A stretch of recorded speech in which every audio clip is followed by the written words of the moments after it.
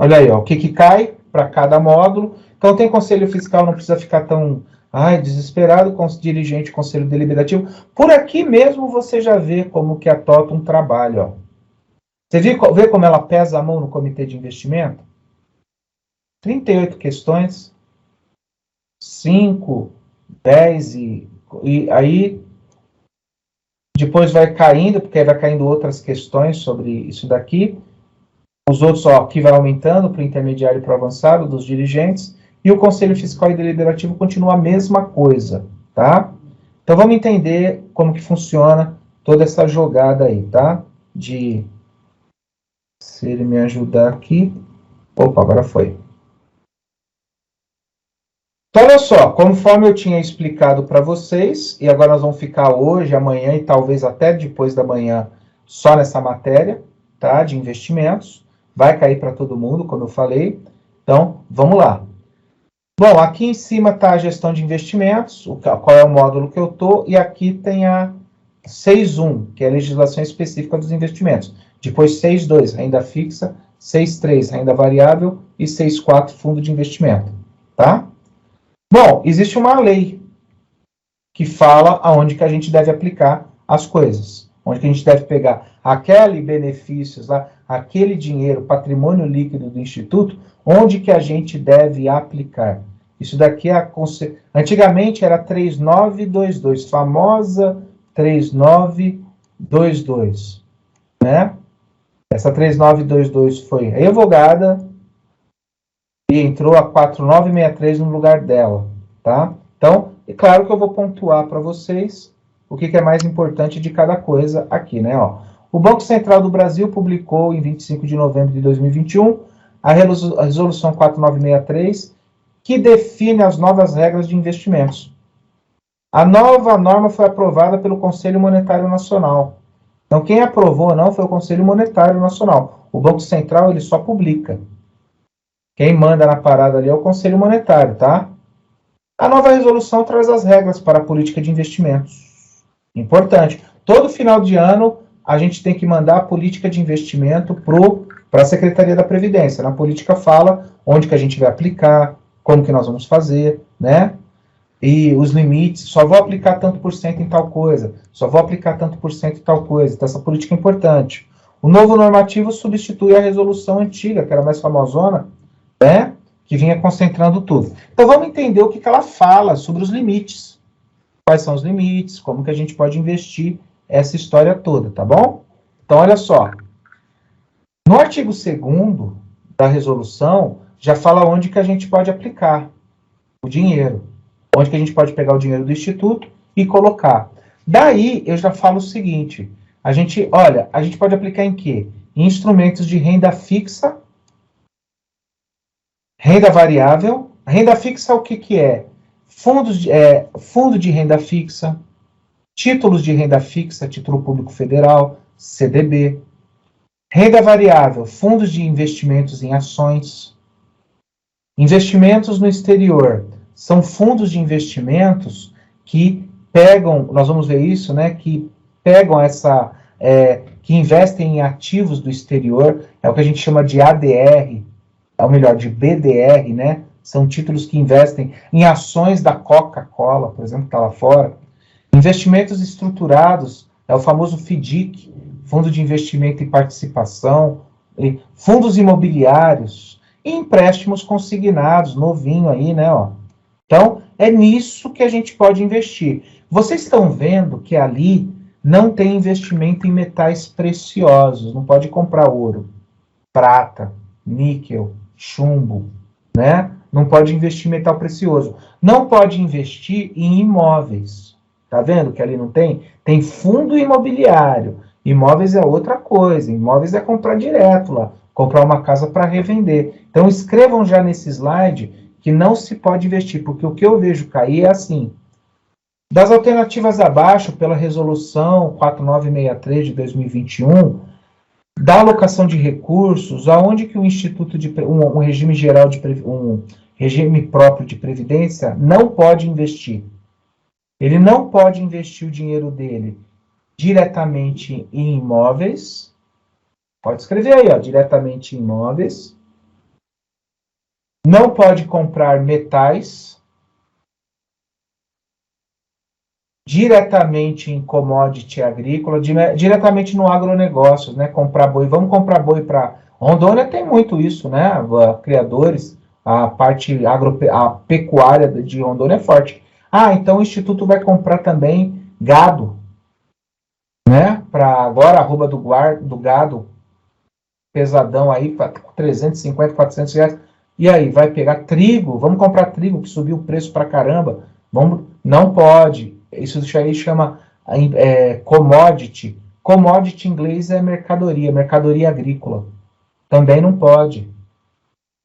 Imóveis é o que dá mais confusão. Cara, dá para comprar imóveis sim e tal? Não, não dá. A 3922 não deixa. Tá? Pelo menos no que eles pedem aqui do artigo 5, né? Ó, observadas as limitações e condições estabelecidas nesta resolução, os recursos do RPPS devem ser alocados nos seguintes segmentos de aplicação. Então, de novo, repetindo, imóvel direto, não, mercadoria agrícola ou agropecuária, não, e metais preciosos, metais de uma forma geral, não. Tá? Derivativos, também não. Diretamente derivativos, não. Então, tá aí o artigo 2º, beleza? Só uma questão também que ela pode perguntar, aqui está falando, né, o que é investimento estruturado. No artigo 2º aqui, ó, o parágrafo 1º está falando, para efeito desta resolução são considerados investimentos estruturados. Fundos de investimentos classificados como multimercado. Se você chegar na... Oi? Ele apoiava o movimento, né, de você... Opa, deixa eu ver se estão falando comigo aqui. Ah, não. Então, olha só. Então, o que é investimento estruturado? Sabe quando você entra no site lá do Banco do Brasil, da Caixa, e vê lá fundo multimercado? É um fundo estruturado. Ele aplica em várias coisas, nós vamos ver isso. Ele pega o dinheiro nosso, do Instituto, né, e compra. Ah, vou aplicar um pouco em ações, um pouco em dólar, um pouquinho nisso, um pouco. Isso daí chama fundo multimercado. Nós vamos ver isso lá na frente, né? Mas fundo multimercado, fundo de participação, fundo de investimento em participação, que é esse segundo, também é investimento estruturado. O que é fundo de investimento em participação? Então coloca multimercado aqui, ó, escreve na frente aqui, ó. Escreve assim na frente ou num caderno aí, ó. Investe em vários investimentos, investe em vários ativos, investe em vários nichos. Ou se quiser colocar, compra dólar, ações, ouro, investe em muita coisa. Por isso que chama multimercado. Investimento em participação, que também é considerado estruturado, são considerados investimentos estruturados, ele aplica em empresas pequenas, empresas nem tão pequenas assim, mas empresas, ele vai e compra uma parte da empresa, não compra ações. Ele compra ações, mas de uma forma que ele mande na empresa. Porque uma coisa é você comprar ações para investir em ações da Vale. Você não está mandando na empresa. Quem manda na Vale é o governo. O governo tem 65% de ações da Vale.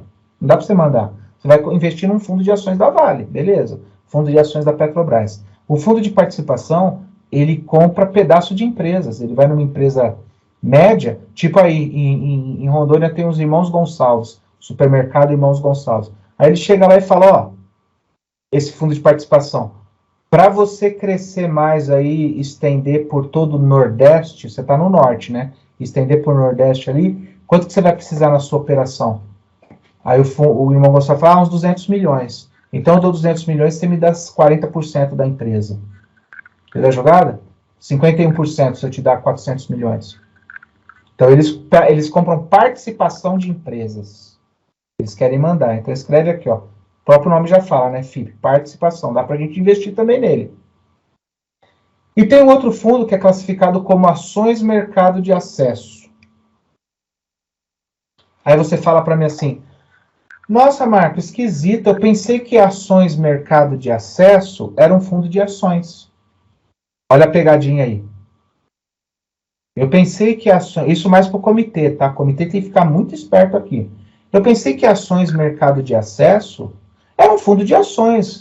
para Conselho Monetário, para o Banco Central, ele é um fundo estruturado, não é um fundo de ações. É porque o Fundo Mercado de Acesso, ele compra ações que ainda não estão na Bolsa. Ainda não estão, as ações não estão sendo negociadas lá na Bolsa. São ações, por exemplo, de empresas de capital fechado. Ainda não estão, ele vai lá numa... É quase um fundo de participação, só que ele compra menos, né? Não vai querer comprar metade da empresa. Ele investe um pouquinho. Quer ver uma empresa que não tem ações na Bolsa? Drogaria Araújo, ou melhor, Café Três Corações. Drogaria Araújo não tem também. Mas Café Três Corações é mais conhecido. A Globo. SBT, Sociedade Anônima, mas não tem ações na Bolsa. Se eles forem lançar ações, eu quero lançar ações, preciso levantar 1 bilhão aí a Bolsa. Vou vender aqui 10% da Globo, que eu preciso... Ele vai lançar ações, mas não é pela Bolsa, porque não está sendo negociado na Bolsa. Isso chama ações mercado de acesso. A gente tem acesso a essas ações. Entendeu? Depois nós vamos explicar um pouquinho melhor isso daí. Então, esses 3 fundos... são investimentos da alocação dos recursos, são investimentos estruturados, tá? Bom, e aqui tem um negócio importante. Todo fundo deve ser registrado na CVM. CVM é o xerife aí, é o que cuida do mercado de investimentos. Então vocês, pessoal, vocês só podem investir em fundos de investimentos que sejam cadastrados na CVM. Por incrível que pareça, eu já peguei vários institutos que investiram em fundos que não existiam, era picareta, era pirâmide de dinheiro, ou senão o fundo foi feito para quebrar. Vocês devem ter aí na carteira de vocês aquele fundo que você investiu, mas às vezes esses fundos são cadastrados na CVM, mas tem fundo que eu já peguei, que você investiu no fundo, o fundo comprou um título de uma empresa, a empresa quebrou, o fundo quebrou, aí na hora que você vai processar o fundo, vai lá na CVM, coloca o CNPJ do fundo, cadê? Cadê o CNPJ do fundo? Cadê? Então, os fundos, todo fundo que você investir tem que ser legalmente cadastrado na CVM, né? Até quando você for contratar consultor de investimentos, ele tem que ser cadastrado na CVM. A CVM que cuida de investimentos no Brasil. Escreve aí. CVM é a Comissão de Valores Mobiliários. Ela que cuida de investimentos no Brasil. Tudo que é relativo a investimentos, é ela que está lá cuidando. Os fundos de investimentos devem ser registrados na CVM, isso é importante. Tá? Todo fundo. Tem registro na CVM? Não. Ô, filhão, então, esquece. Dos RPPFs, devem avaliar os custos decorrentes das aplicações e divulgar as despesas com as aplicações e com a contratação de prestadores de serviços. Certo? Os RPPS devem avaliar os custos decorrentes das aplicações e divulgar as despesas com as aplicações. Quanto que eu cobro? Quanto que estão me cobrando de taxa de administração? Quanto que estão me cobrando pela prestação de serviço de consultoria? Quanto que estão me cobrando a prestação, né? Então, devem avaliar e divulgar as despesas com as aplicações, tá? Tá aí, o terceiro. Bom, agora aqui tem uma coisa importante para a gente, tá? Que é o seguinte. Deixa eu só pôr aqui para ficar esperto com a questão da... Tá, já zerou aqui. Para efeito desta resolução, são considerados recursos. O que é considerado recurso pela 4963? As disponibilidades oriundas das receitas correntes e de capital. Disponibilidade é o dinheiro, o fluxo, né?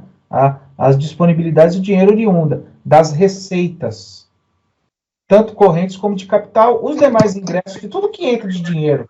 A gente vai falar, mas a Ambima vai perguntar, a gestão, ela não vai perguntar isso. Geralmente, quando cai esse tipo de questão, cai assim, para efeito, o que é considerado recurso? Ela pode colocar assim, das alternativas abaixo, o que não é considerado um recurso para o Instituto de Previdência? O que ele não pode investir, né? Metais, como eu falei, agronegócios, imóveis direto, débitos, despesas, isso não é recurso. Recurso é o que ele pode pegar e investir. Olha lá, os demais ingressos financeiros, aplicação financeira, Aplicação financeira são os títulos e valores que você vai comprar. O que é título mobiliário, valor mobiliário? Título mobiliário é CDB, título público federal. O que é valor mobiliário? Debênture, cota de fundo de investimento. São investimentos. Os ativos vinculados por lei ao regime próprio de previdência social. O que está lá vinculado por lei que é dele? É basicamente o patrimônio, né? Demais bens, direitos e ativos com finalidade previdenciária. Tudo que for de dinheiro e de bens que está em nome do Instituto, que está em tutela do Instituto, são recursos. Então, quando cai esse tipo de questão, tanto quando era quando a prova da Ambima, da PIMEC ou da Totum, não vai querer que você saiba o detalhe, mas vai colocar uma coisa que é bem fora disso, né? Exemplo, o que não é considerado recurso? Aí coloca uns 3 que é aí coloca um tipo, que eu falei, né? Coisas que você não deve investir. Eu já falei para vocês escreverem, né? Metais, commodity agrícola, imóveis, dívidas. Dívida não é recurso, dívida é passivo, né? Então, isso aqui é bem fácil também quando cai, tranquilo. Vamos falar da política de investimento também, que é outra questão que é colocada aqui no Conselho. Os responsáveis pela gestão do regime próprio, antes do exercício a que se referir, deverão definir a política anual de investimentos. Antes do exercício. Ela é aprovada, antes era outubro, né? Esse ano aí que mudou a legislação, foi até dezembro, até março, né? Se não me engano. Teve uma... Eu não fiz política anual, só fiz algumas consultorias, mas teve uma prorrogação, que o pessoal estava em dúvida. Vai usar 4963? Vai usar 3922? Como que vai fazer? Aí o Ministério ficou segurando até a hora, o Ministério, na Secretaria, até a hora, não, é a 4963 que tem que fazer, tem que dar uma... Aí vai aquela correria para fazer uma atualização. Então, você tem que fazer a política de investimento, que é onde você vai investir, antes do exercício. É 2022, tem que fazer até 2021. Está escrito aqui, ó.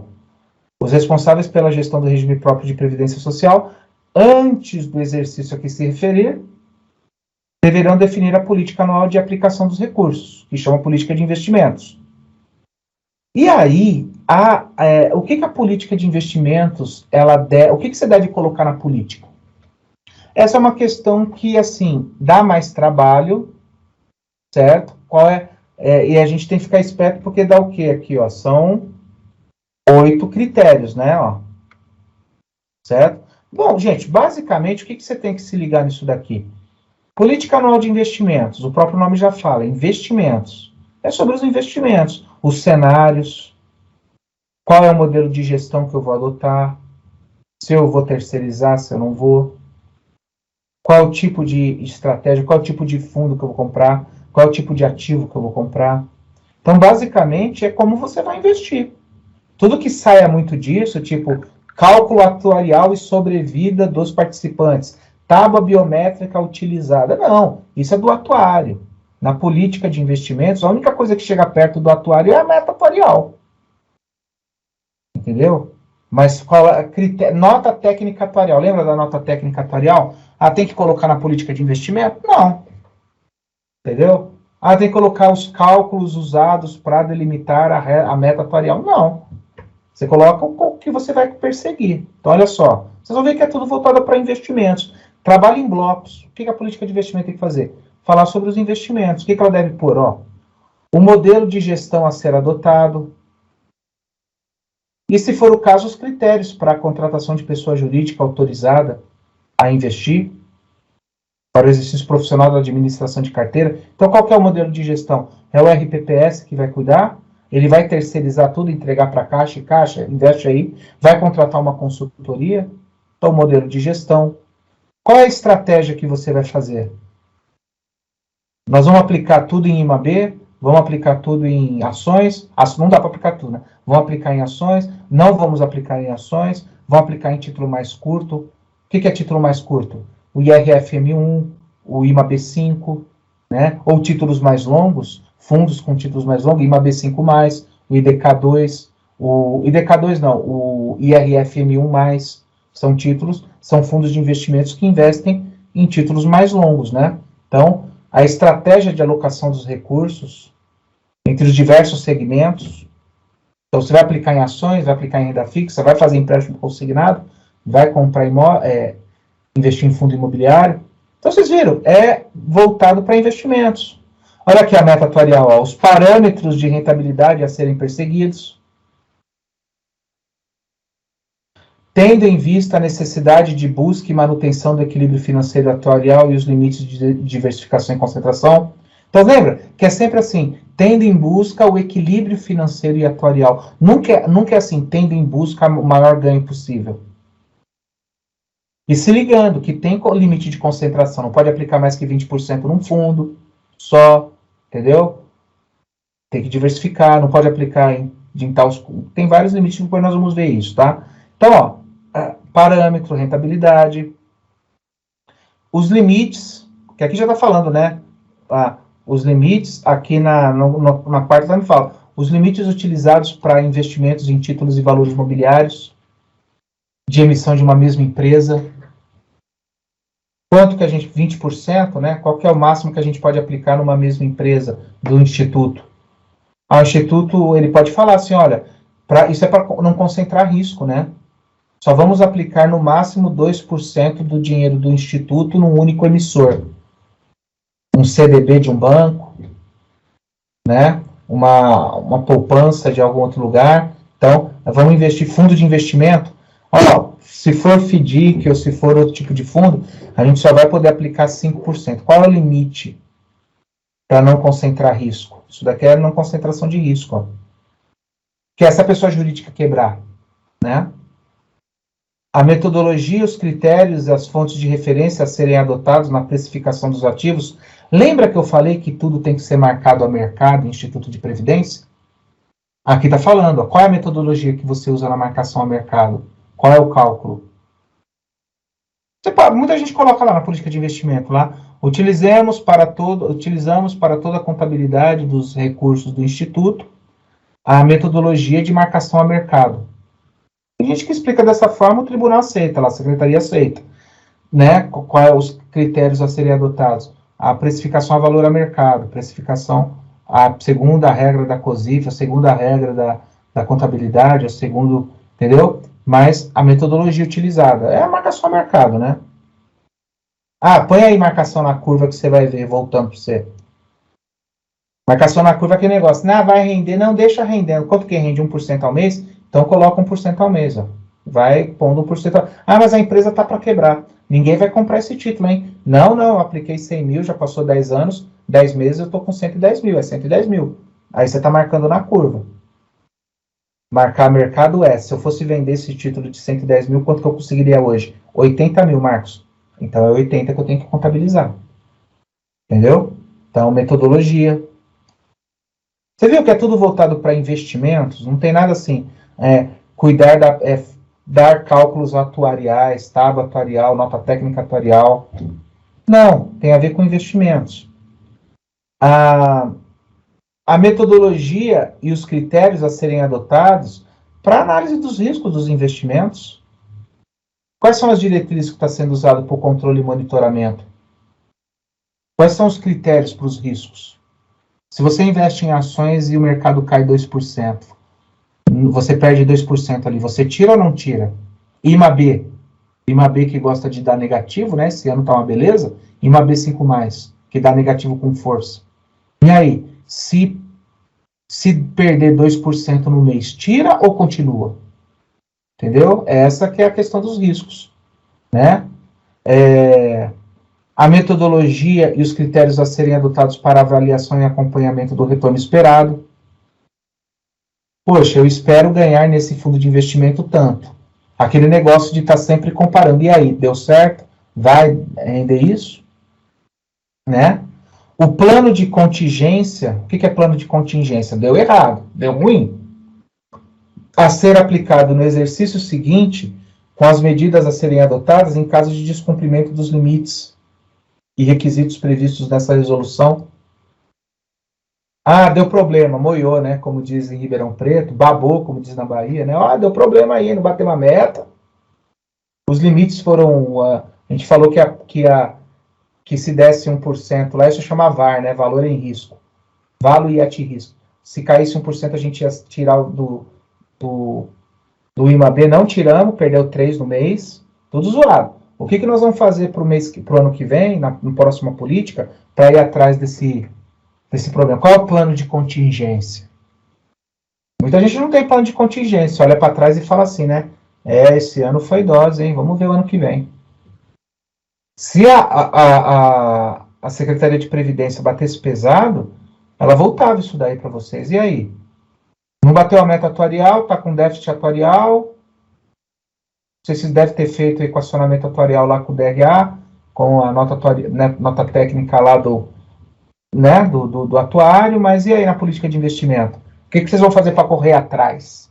Vocês vão fazer aí para... Entendeu? Tem um plano de contingência. Aí você fala para mim, Marcos, eu vou ter que decorar esses 8 critérios aí? Não, entenda.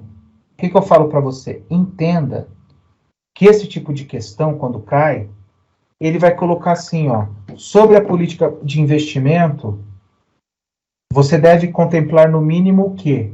Exceto, aí ele vai tirar. Aí você tem que se ligar ao seguinte, política de investimento tem a ver simplesmente com os investimentos.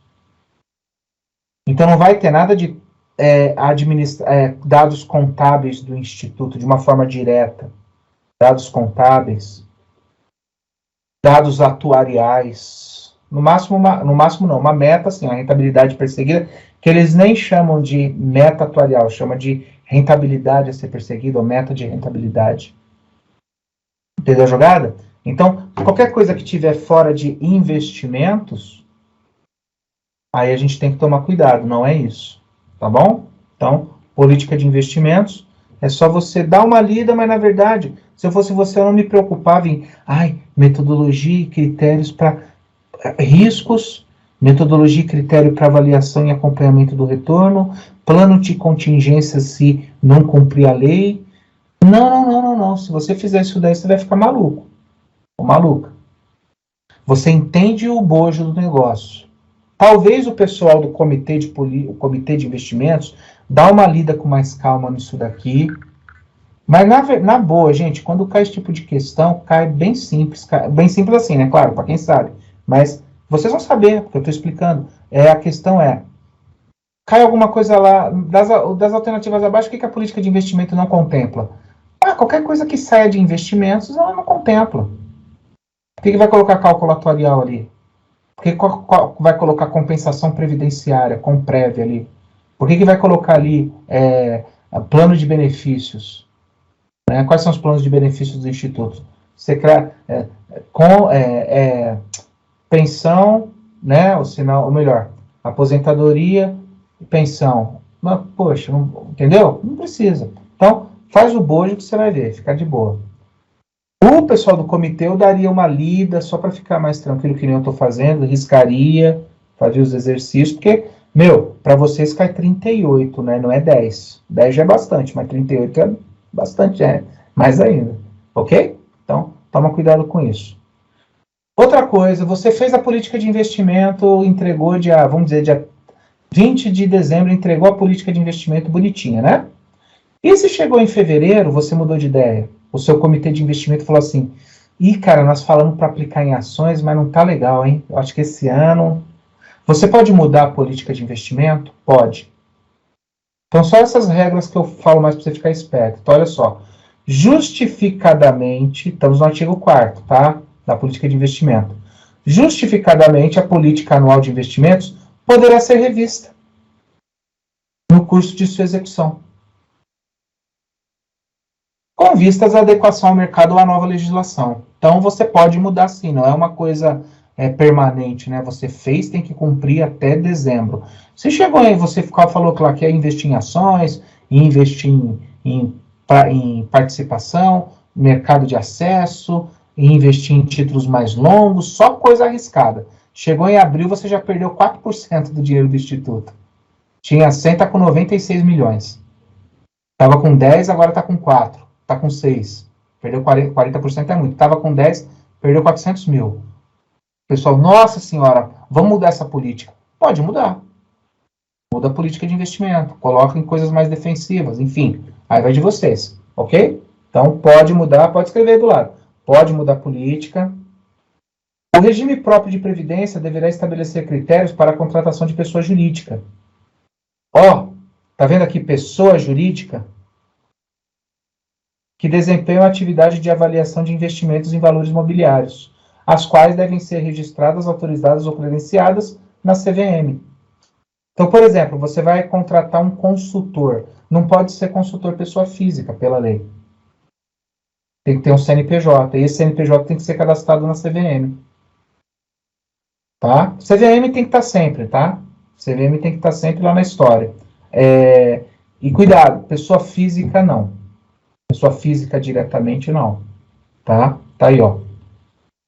Deverá estabelecer critérios para a contratação de pessoas jurídicas. Geralmente, eu vejo o Instituto de Previdência que não põe critério nenhum. Põe assim, a Comissão de Valores Mobiliários. Cadastrado na CVM, tá valendo, tá valendo. Eu já vi Instituto que coloca lá, não tem antecedente criminal, já participar de pelo menos uns 3 ou 4 institutos que já tem um patrimônio igual ao que ele está administrando, não ter representação na CVM. Então você põe os critérios. Mas a maioria fala, tá registrado na CVM? Tá, então tá bom. Mete pau. Cada um com seus critérios, né? Mas, importante, pessoa jurídica tem que estar na CVM. Ok? Agora, nós vamos fazer o seguinte. Nós vamos entrar onde que a gente pode aplicar? No segmento de renda fixa, né? No segmento de renda variável, no segmento de investimento no exterior. E aqui, eu vou pontuar algumas coisas para vocês, porque vocês, conforme a lei, a 4963, que nem a 3922 também, ela tinha lá, artigo 7º, tanto que é o mesmo artigo da 3922, né? Artigo 7º, no segmento de renda fixa. Você pode aplicar em quê? Quanto por cento que você pode aplicar nisso? Certo? Eu vou pontuar, é claro, né, gente? Um conselho fiscal que vai cair 5 questões, um deliberativo que cai 10. Você não precisa saber assim, o detalhe disso, pelo amor de Deus. Né? Não vai. Mas alguns detalhezinhos é importante. Principalmente esse artigo 7º, que ele é o mais usado por nós. Certo? Por que ele é o mais usado? Porque, ó, no segmento de renda fixa, as aplicações dos recursos do RPPS subordinam-se aos seguintes limites. Eu ficaria esperto com esse até 100%. Tem 3 coisas aqui que você pode aplicar até 100%. Tem 3 modalidades de fundos e de investimentos que você pode pegar 100% do dinheiro do instituto e comprar. E investir. Sem ter medo de, extrapolei o limite. Não, até 100% em quê? Título público federal, fundos de investimentos que apliquem em títulos públicos, certo? E fundos de investimentos que são chamados de ETF. Vamos entender, olha só. Posso aplicar direto em título de emissão do Tesouro Nacional, título público federal? Pode. Pode aplicar tudo. O problema é gerenciar isso, né? Porque no fundo de investimento você estrala o dedo, o dinheiro vem na sua conta, você pede resgate. Se você comprar título direto, você tem que vender no mercado secundário, você que tem que fazer essa logística de fazer dinheiro, entendeu? Mas você pode comprar, título de emissão do Tesouro Nacional, comprar o título direto. Eu posso também comprar fundo de investimento que aplique em título público federal, cotas de fundos de investimentos classificados como renda fixa, estamos em renda fixa, né, e seus recursos sejam aplicados exclusivamente em título público federal. Marcos, que fundo é esse? Artigo 7.1b. É o IMAB, esses fundos que tem nome esquisito. IMAB, IMAB5+, IMA geral, IMAB5, IRF, IDK, IRFM1, IRFM1+, são fundos que aplicam todo o dinheiro em título público. Por isso que neles vocês estão carregados aí. Vocês podem aplicar o quanto quiser. Não tem limite. Tá? Então, cotas de fundos de investimentos classificados como renda fixa e seus recursos sejam aplicados em títulos. Pode escrever aqui, é o IMAB, o IRFM1, IDK. São esses fundos. Por isso que vocês estão muito nisso, né? Ó. Quando faz a política de investimento, artigo 7.1b, quanto que aplica? 100%. Certo? E tem esse outro C que ele é um pouco esquisito. Aí o pessoal fala, peraí, Marcos. Que muita gente fala, né? Como assim? Que fundo é esse aqui, ó? Cota de fundo de investimento em índice de mercado de renda fixa. Aí entra o IMAB. IMA quer dizer Índice de Mercado Ambima. IRFM quer dizer Índice de Renda Fixa de Mercado. IDK, Índice de Duração Constante. Entendeu? Então, só que aqui tem um negócio esquisito, né? Ó. Cota de fundo de investimento em índice de mercado, quer dizer, você compra um IMAB, um IAFM1, aqui que é diferente, ó, negociado em bolsa de valores.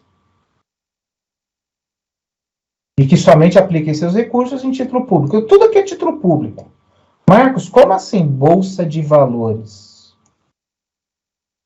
Na verdade, o que muda o B, ou melhor, o C para o resto aqui, é isso daqui, ó, negociável em bolsa de valores. Tá? Esses fundos têm um nome no mercado. Eles chamam ETF.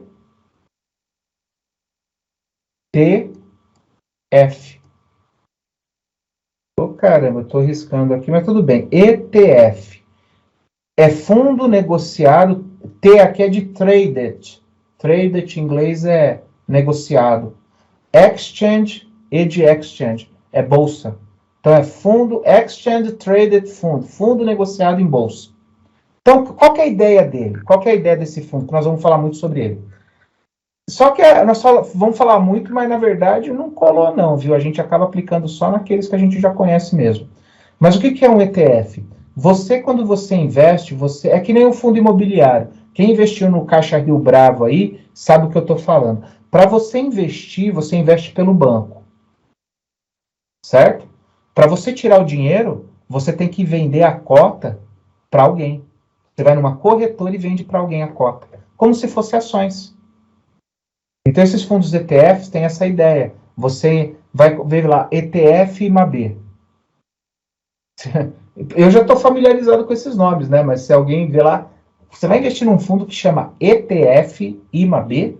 O que é isso, cara? De comer ou passar no cabelo, né?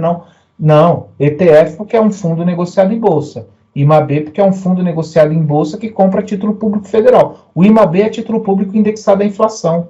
NTN série B, IPCA. O IMAB, ele compra títulos que pagam IPCA. Depois nós vamos ver isso daí. Entendeu? Mas o negociado em bolsa... esse ETF, então, pessoal, ETF é esse fundo que eu falei para vocês, né? Ele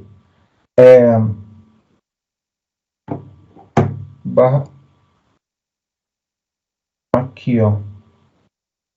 Certo? Dá para ver direito o slide aí? Como que tá?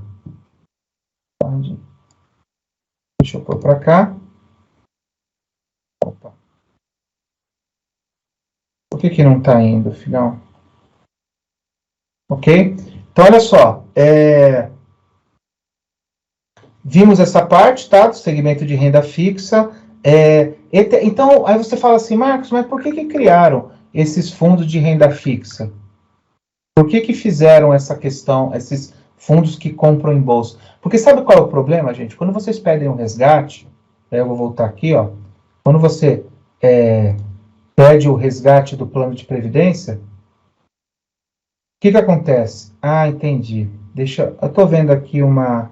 Deixa eu ver se eu consigo tirar. Por que está essa barra de ferramentas aqui no meio do Instituto, né? Deixa eu ver aqui se eu consigo tirar. Estou vendo pelo reflexo ali do pessoal.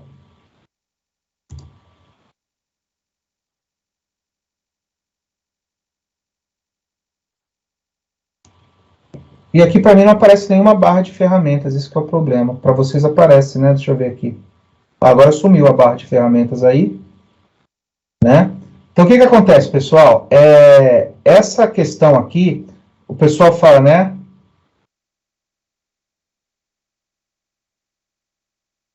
As da política e dos demais assuntos não adianta decoreba. Isso é verdade, gente. Tem que ter essa questão mesmo de, né? de como compartilhar, como cair essas questões para vocês, e é uma questão que nós estamos meio minados, né, nisso. Então, cai bastante para vocês. Então, voltando aqui, ó, deixa eu voltar. Deixa eu ver se eu consigo...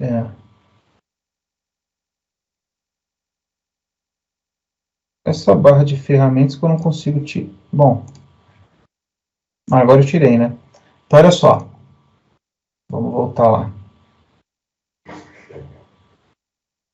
Aqui.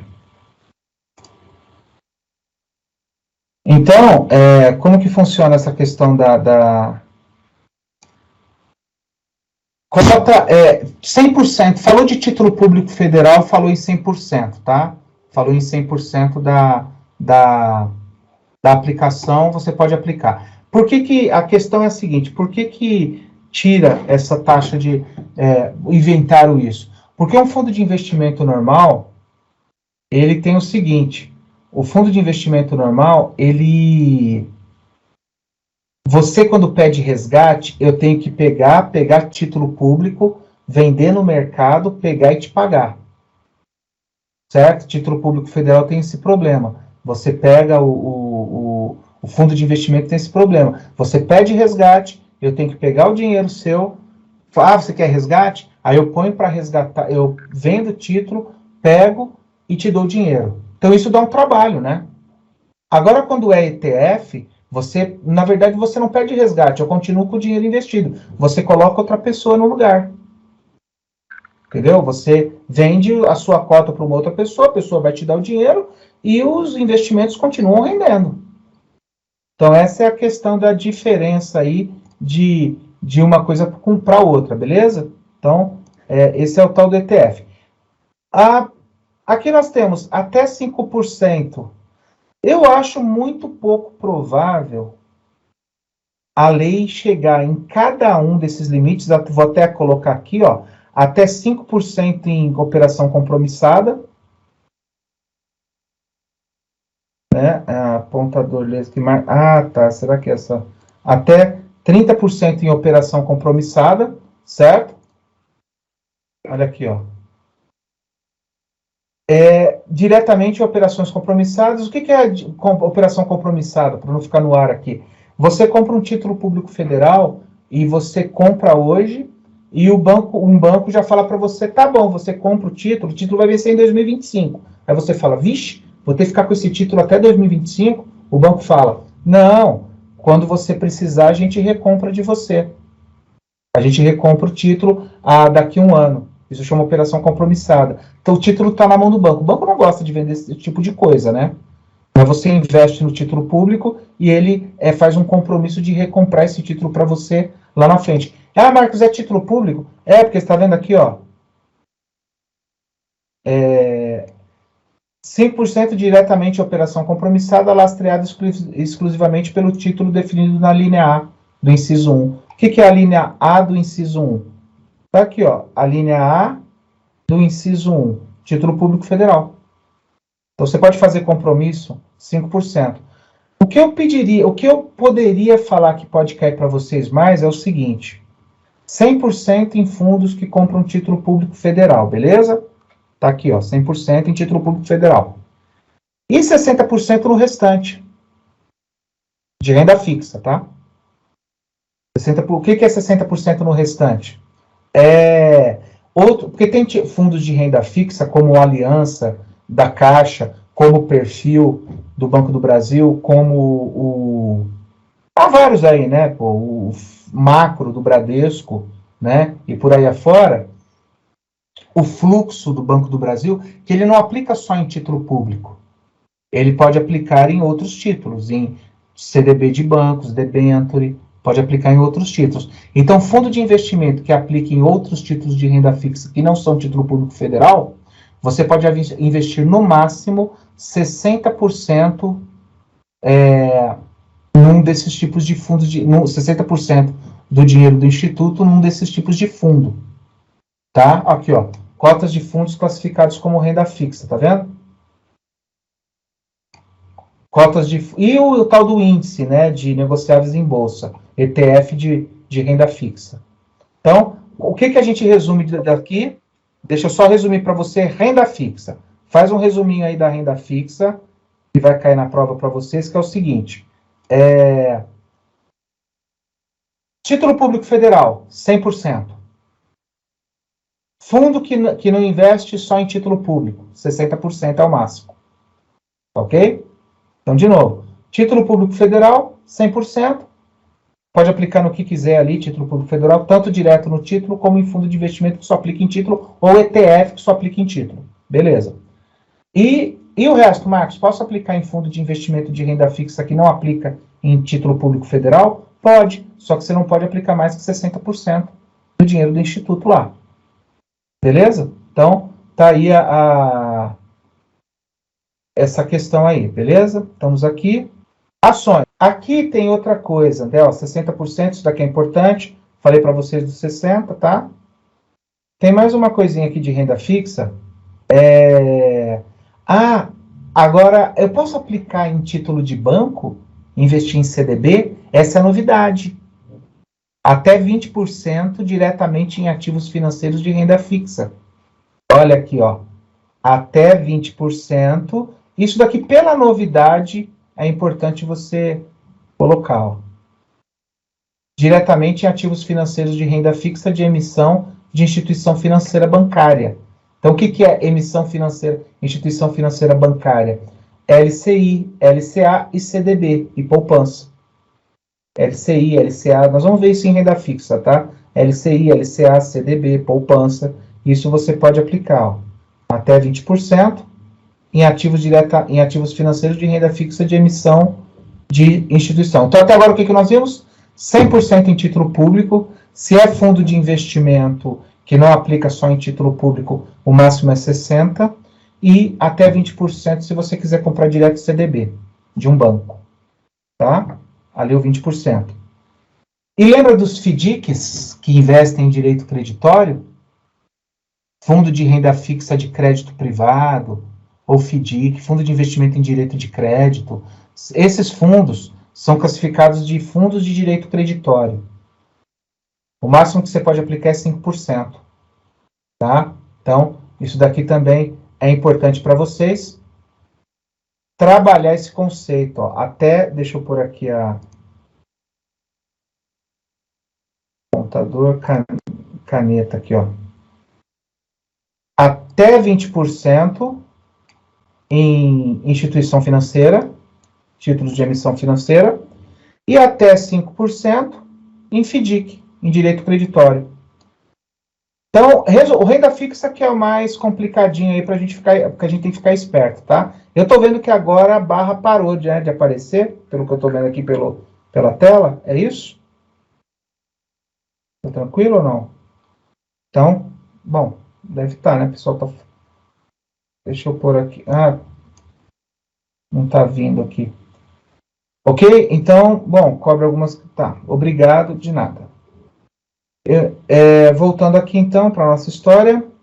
Então, até agora, o que nós vimos? Faz uma tabelinha. Pega um caderno, pega um papel e coloca aí na tabelinha, ó. Renda fixa, 100%, título público federal. 60%, fundo de investimentos, não só em título público. 20% em título de banco, CDB.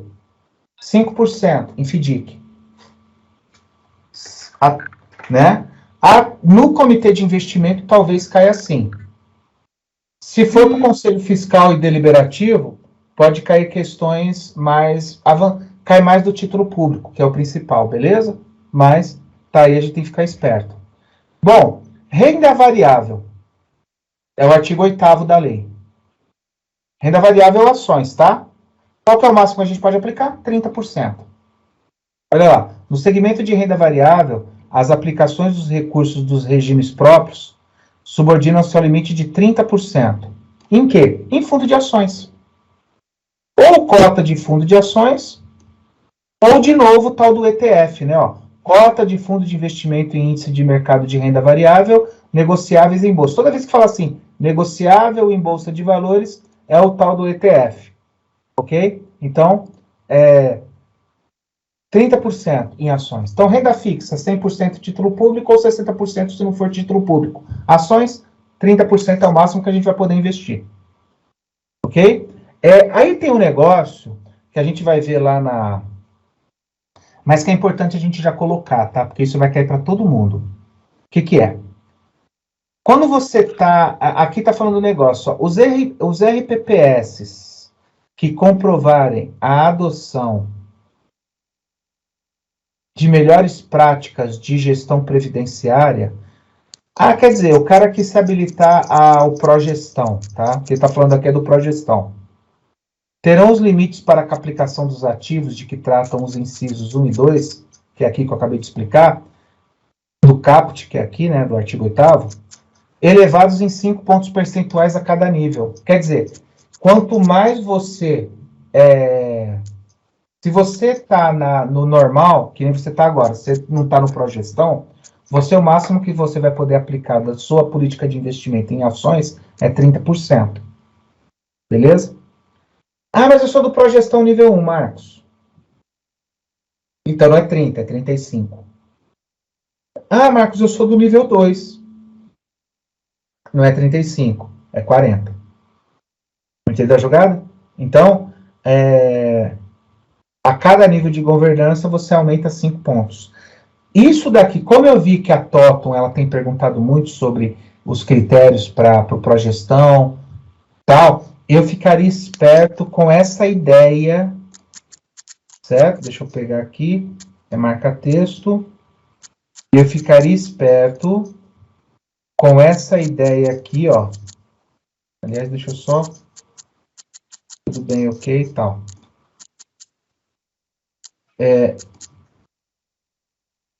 Ok, aqui. Eu ficaria esperto com o seguinte, ó, 30% normal, né, em ações, ou ETF de ações. E aqui, ó, eu ficaria esperto com esse negócio aqui do artigo, do inciso 3º aqui, ó. Os RPPS que comprovarem a adoção de melhores práticas de gestão previdenciária aumentem 5% para cada nível. Nós vamos ver isso em certificação de gestão. Certificação de gestão, o progestão, né? Mas fique esperto com esses pontos percentuais. Quer dizer, se você provar para o tribunal, para a Secretaria da Previdência, que você está legal numa governança corporativa forte, no progestão, você pode aplicar um pouquinho mais em risco, tá? Então, isso daqui depois nós vamos trabalhar. Então, até agora o que nós vimos, 100% em título público, seja direto ou via fundos. Se o fundo não tiver título público e aplicar em outra coisa, você pode aplicar 60%, 20% em banco, quero aplicar no CDB do Bradesco, aplica lá, o máximo é 20%. E 5% em FDIC, Fundo de Investimento em Direito de Crédito, tá? 30% em ações, é o máximo que você vai poder aplicar. E aí tem os investimentos do exterior, que é o artigo 9º. Investimento no exterior. O que é investimento no exterior? Primeiramente, você ganha a variação do dólar, muitas vezes. Certo? Na verdade, o que é importante para você é lembrar que é 10%, tá? Ó. Tá aqui, 10% é o máximo que você vai aplicar. No segmento de investimentos no exterior, as aplicações dos RPPS subordinam-se ao limite de até 10%. Aí, Marcos, como assim investimento no exterior? Basicamente, tem 3 tipos de fundos que a resolução aborda que investe no exterior. Quais são? Tem um que chama renda fixa dívida externa, que é o mais famoso. Qual que é a ideia desse renda fixa dívida externa? Sabe título público federal? Que tem aqui? O governo também emite título público federal para vender lá fora, para o estrangeiro. São títulos que, além da rentabilidade, tem a variação do dólar. Entendeu? A variação cambial. Então, tem fundos de investimentos brasileiros que eles compram esse tipo de fundo. Eles investem nesse tipo de fundo, que é o de renda fixa dívida externa. Na verdade, é título público federal emitido lá fora. Você fala assim, mas o que o cara ganha com isso, Marcos? Ele ganha, além da rentabilidade, 10, 12% ao ano, que é a segunda maior rentabilidade do mundo. A Brasil é a segunda maior rentabilidade do mundo, perde só para a Rússia. A Rússia quando você investe lá, você ganha 30% ao ano. Ó, aqui é 12. 11,75 para ser mais exato, né? Então, olha só. Até 10%. Dívida externa é isso. Tem outro fundo que fala assim, ó. FII constituídos no Brasil sob a forma de condomínio aberto, com sufixo investimento no exterior, que investam no mínimo 67% do seu patrimônio líquido em cotas de fundos de investimentos constituídos no exterior. Fundo de investimento que aplica em fundos de investimentos que estão lá no exterior, comprando algum tipo de título vendido por algum país ou alguma empresa que está fora do Brasil. Certo? E o BDI, então, esses fundos fazem isso. E tem outro também, que nós vamos ver que em ações é perguntado, eu ficaria esperto com esse, ó. Ações BDR, nível 1. Cotas de fundo de classe. Por que eu falo para ficar esperto com esse fundo aí? Por quê? Quando a Totum, ela pergunta sobre ações, é até esquisito, né, cara? Você pode ver o edital. Eu mandei, acho que eu mandei, né? Não mandei, eu vou mandar para vocês aqui aquele edital. Quando a Totum, ela coloca o que ela vai cobrar de ações, ela cobra, cara, 3, 4 coisas. Renda fixa é um tanto assim, ó. Ações é um negocinho assim. Conceito, diferença de ação ordinária e preferencial, direitos dos acionistas e BDR e ADR. O que é BDR e o que é ADR? Por essa questão de pedir tão pouco do universo tão grande como é a renda variável e falar muito sobre ADR e BDR, fique esperto com esse fundo aí, BDR nível 1, que é um fundo de investimento no exterior. Primeiramente, a gente tem que saber o que quer dizer BDR, né? Então, olha só, o que esse fundo faz? Se você quiser comprar ações da Petrobras, você compra aqui no Brasil, né? Petrobras é uma empresa brasileira, você compra no Brasil. Se você quiser comprar ações da Microsoft, você vai ter que ir nos Estados Unidos. Por quê? Quando a ação ela é lançada num lugar, ela não pode sair desse lugar. Então, ou você pode comprar um título que representa essa ação. Então, o que é um BDR? BDR é um título que representa uma ação que está lá fora. Exemplo, puxa, eu queria comprar ações do Facebook. Não dá para você comprar aqui do Brasil. Você tem que comprar um BDR. BDR é uma sigla que quer dizer um recibo de depósito de um brasileiro. Brazilian Depository Receipts. Recibo de depósito de um brasileiro. Brazilian Depository Receipts. Então, é um recibo de depósito, é um título, é um depósito, é um recibo de depósito de um título que está lá fora, ele representa uma ação. Os caras criaram isso daí, né? Porque é tipo assim, ó, um americano chega e fala assim, poxa, eu queria investir na Petrobras, mas eu estou aqui nos Estados Unidos. Eu não queria ir lá no Brasil e nem abrir uma conta numa corretora brasileira. Aí a corretora americana vira e fala, fica tranquilo, eu compro para você essa ação no Brasil e te vendo um título que representa essa ação. Eu compro para você, vou deixar guardado numa corretora que é amiga minha lá, é sua. Vai ficar em nome, eu amarro aquela ação com o seu título, o seu DR. E aí você compra como se fosse uma ação. Se a ação subir lá, você sabe que ela vai subir. Aí você vende tipo um telefone sem fio. Você vende o DR e aí vende a ação. Então vai ser só uma forma de você investir, entendeu? Então essas ações BDR nível 1, você está comprando ações de fora do Brasil. Por isso que chama investimento no exterior. Ok? Então, tá aí, ó. Você pode investir quanto nessa modalidade de investimento? 10%.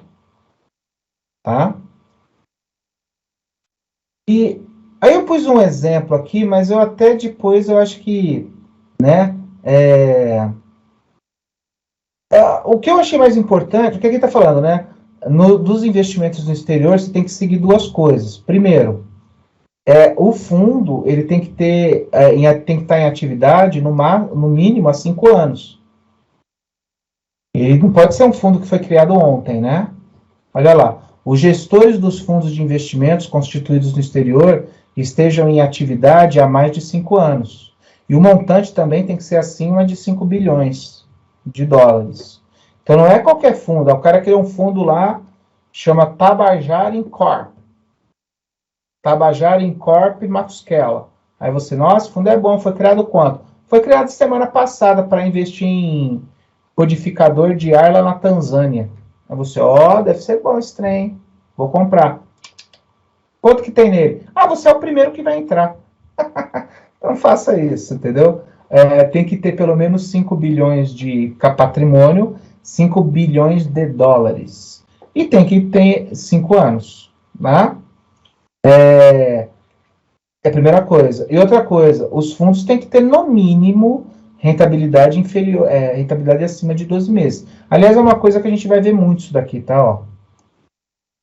Você só pode investir em fundos de investimentos que sejam constituídos com no mínimo 12 meses. Ele tem que ter uma rentabilidade mínima de 1 ano, porque é no primeiro ano que passa a auditoria do fundo, não é só para exterior, não. Porque aqui no exterior estava essa regra, eu pus para vocês. Mas tem que ter no mínimo 1 ano de funcionamento, porque quando dá 1 ano de funcionamento, ele passa pela primeira auditoria da CVM. Então fique esperto com isso, tá? Segmento de investimento no exterior. Bom, aí então o que nós vimos até agora? Repetindo, título público federal, pensa aí, 100%. Seja fundo ou seja título. Se não for, fundo de investimento que aplique em outra coisa. Aliança, perfil, fluxo, macro, esses fundos aí. 60% é o máximo. Beleza. Ações, ou melhor, 20% em título de banco, 5% em FDIC. Beleza até aí? Beleza. Fundo de ações, 30%. E se eu for governança corporativa? E se eu for pró-gestão? 35%. No nível 1, 40% no nível 2. Aumenta um pouquinho. Mas a maioria vai cair 30%. Beleza? Segmentos do exterior, 30%. Desculpa, 10%. Investimentos no exterior. Vimos umas regrinhas aqui. E tem aquele negócio que nós vimos do investimento estruturado, que é 15%. Você viu? É uma escadinha, ó. 100%, 60%, depois vai para 30%, depois vai para... Aqui vai para 10%, e aqui vai para 15%. Investimento estruturado. O que é investimento estruturado? É o mercado de acesso, é um fundo multimercado, certo? Mas, na verdade, na boa, acho muito pouco provável a Totum cair e perguntar assim, qual é o mínimo que você deve aplicar num fundo estruturado de participação? Porque é muito detalhe, que é 5%, é muito detalhe. Qual é o mínimo que você deve aplicar num fundo ações mercado de acesso estruturado? Pô, peraí, né, cara? Se ela não perguntou nada tão profundo, por mais que por mais que ela não perguntou, por mais que essa matéria caia mais, ela não pode chegar e falar assim, eu quero detalhe ali. Não.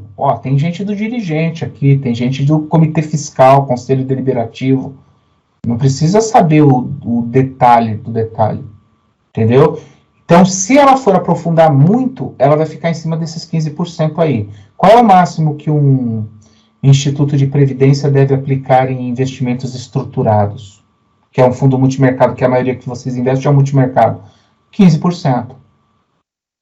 Se alguém quiser decorar essa parte aqui, mas o multimercado, 10%, 5% no participação e 5% no mercado de acesso. 5% é a mesma coisa do FDIC, né? Se quiser colocar aqui, do lado, igual o FDIC. Então, igual o FDIC aí para vocês, tá? Tá falado aqui. E por último, tem mais dois, né? Que é o fundo imobiliário. Qual que é o máximo que você deve aplicar num fundo imobiliário? Né? Caixa Rio Bravo. Tem vários outros. Eu falo Caixa Rio Bravo que é o mais famoso, né? Mas teve uma... Marcos, fundo imobiliário é bom?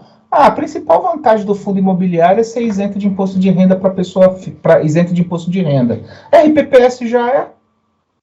Quando o mercado está bombando, isso há 6 anos atrás aí, até era bom. Mas atualmente você vê que difícil. Mas tem. Né? Qual que é o máximo que pode aplicar? É 5%. Porque é um fundo fechado. Viu? Quem tem o Caixa Rio Bravo aí foi tentar resgatar agora que ele caiu bastante.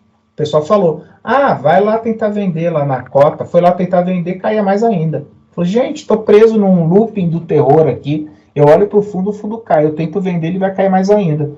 Eu vou deixar. Aí o fundo cai. Mas acontece. Fundo fechado tem esse problema, entendeu? Então, qual é o máximo? Por isso que restringe. Pode ver que os fundos mais complicados do ponto de vista de rentabilidade, que é o FDIC, o fundo de participação, o fundo de mercado de acesso, o fundo imobiliário, é tudo 5%. Certo? Então, aí, ó. Aqui tem um negocinho que fala sobre o tal do progestão. E aqui dá um salto, não é um crescimento tão pequeno, não. Olha só. Os RPPS que comprovarem o segundo, terceiro e quarto níveis de governança, progestão, nível 2, nível 3, até o quarto nível, terão, respectivamente, o limite de que trata o CAPT elevado. Se for progestão nível 2, quer dizer, o progestão nível 1 e a lei normal é 5%. E se for progestão nível 2, vai para 10. Aumentem de 5 em 5, que nem os outros. E se for para progestão nível 3, vai para 15. E se for para progestão nível 4, vai para 20. Então aumenta. Eu ficaria esperto com isso, tá? Principalmente o pessoal porque é o pessoal da como se fala? Do comitê. Não sei se isso vai cair para Conselho Fiscal, Conselho Deliberativo. O Conselho Fiscal, Conselho Deliberativo, ele vai ficar eu ficaria mais esperto assim, naquele negócio de 100% em título público, 60% em renda fixa, 30% em ações, 10%, entendeu? Em fundos estruturados, 20% em título público, em títulos de banco. Ela ia mais em cima disso daí, tá? Então, fica em cima dessa história. Deixa eu só colocar no silencioso aqui. Esse é o segmento imobiliário. Então faz uma tabelinha disso. Marcos, se você me fosse eu para fazer a prova, ser do Conselho Fiscal, que cai pouco, eu focaria naquele negócio de ações e renda fixa, né?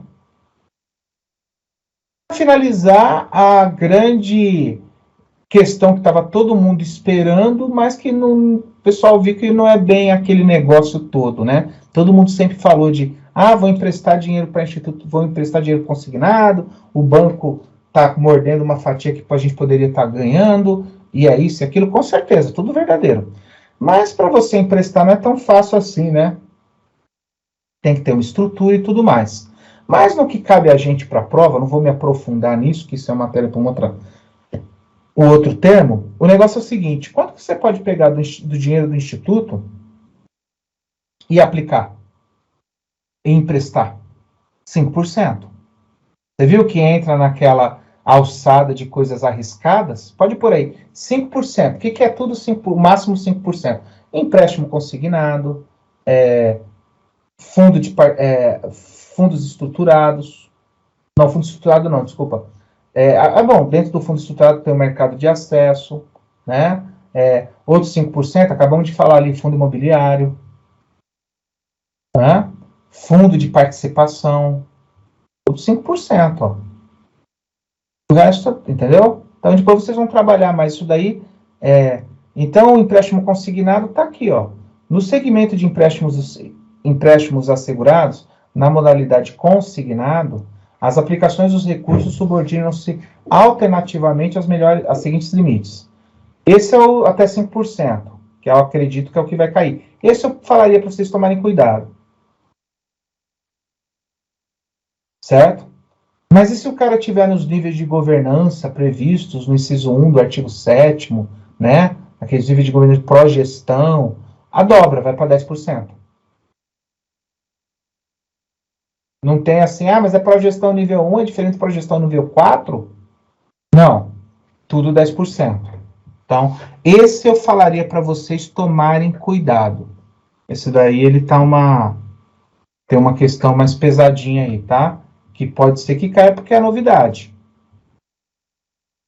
Ok? Então, aqui está falando uma outra coisa, eu estou falando sobre isso, né? Como é novidade, e teve um aluno que me falou que caiu sobre alguma coisa sobre os encargos financeiros, porque você vai ter um custo, né? De fazer contrato, de fazer uma estrutura para fazer um empréstimo consignado. Então, aqui é o seguinte, ó.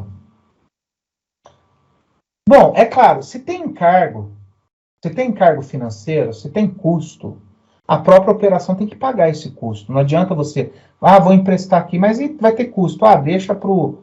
Não, a própria operação tem que pagar. Então, parte desse pressuposto, tá? Se você quer fazer alguma coisa, a própria operação que você vai fazer vai pagar os custos dela, senão, né? Então, os encargos financeiros das operações de que trata o artigo 12 devem ser superiores à meta de rentabilidade de que trata o inciso 3 do artigo 4º. Então, assim, a meta da rentabilidade atuarial é tanto, IPCA mais 3, IPCA mais 3,4, a rentabilidade no ano, né, o que você vai cobrar do servidor tem que ser acima disso. E não é só acima disso, porque tem que pagar os encargos, né? Então, olha só. Os encargos financeiros das operações de que trata o caput devem ser superiores à meta da rentabilidade, né? Da meta atuarial, acrescido das seguintes taxas. Qualquer taxa sobre isso, né? Da administração das operações, que deverá suportar todos os custos operacionais e de gestão decorrentes da concessão e controle de empréstimo, o custeio dos fundos garantidores e oscilações de risco. Fundo garantidor se der algum problema, você tem um segurinho ali para pagar o inadimplente. Você tem uma forma de não quebrar. Empréstimo consignado, mas precisa ter uma margem ali de segurança, certo? Não é para pegar tudo e emprestar, porque vai dar inadimplência, como dá, e aí a gente tem que tomar cuidado. É pouca, né, empréstimo consignado, mas sempre tem umas brechas aí, né? De adicional de risco para fazer frente a eventos extraordinários, não cobertos pelo fundo. Então você tem que ter o que a gente chama de patrimônio de referência, ou uma gordura de reserva para empréstimo. Aí tem os cálculos para chegar a isso, entendeu? Mas o que eu quero falar é o seguinte, o que eu posso trabalhar com vocês sobre isso? Eu ficaria, resumindo aqui o empréstimo consignado, qual que é o limite? 5%. Se for pró-gestão, 10%, que a gente pode emprestar para o consignado. E quanto que a gente pode cobrar? A meta atuarial, no mínimo, mais, além da meta atuarial, um percentual a mais para fazer frente à reserva de contingências, né? Aconteceu alguma coisa, eventos extraordinários, e a questão dos custos, né? Que vai ter custo. Às vezes você vai contratar 2 ou 3 pessoas, você vai ter que fazer um sistema, o sistema tem que ser integrado com a folha de pagamentos. Então, por aí já vai uma grana. Você fazer um sisteminha disso, né? Quem faz o sistema da folha de pagamentos aí vai ser difícil de chegar, pode ser até, né? Até ser para não perder cliente, mas chegar e falar assim, não, tem esse empréstimo aqui, só que eu não vou cobrar nada de você não, esse outro sistema, é um upgrade, né? Para o sistema, então ele vai cobrar isso de vocês, beleza? Então, tá aí do segmento de empréstimos consignados. Resumindo, resumo da ópera aqui, só ver, para a gente ficar esperto disso daí, se eu fosse vocês, eu faria um resumo assim, ó. Renda fixa, 100% título público, 60% outro tipo de fundo de investimento, que não aplica só em título público. 20% em títulos de banco. 5% em FDIC. Certo? Tá lá, 5% FDIC. Então tô falando desse, olha lá, 5% em FDIC. Fundo de ações, 30%. Se for pró-gestão, aumenta 5 pontos. Sempre se for pró-gestão, aumenta 5 pontos. Coloca aí também. Pró-gestão, aumenta 5 pontos. Investimentos no exterior, 10%, é o máximo que você vai poder aplicar nisso. Tem a variação do dólar, né? Então, 10%.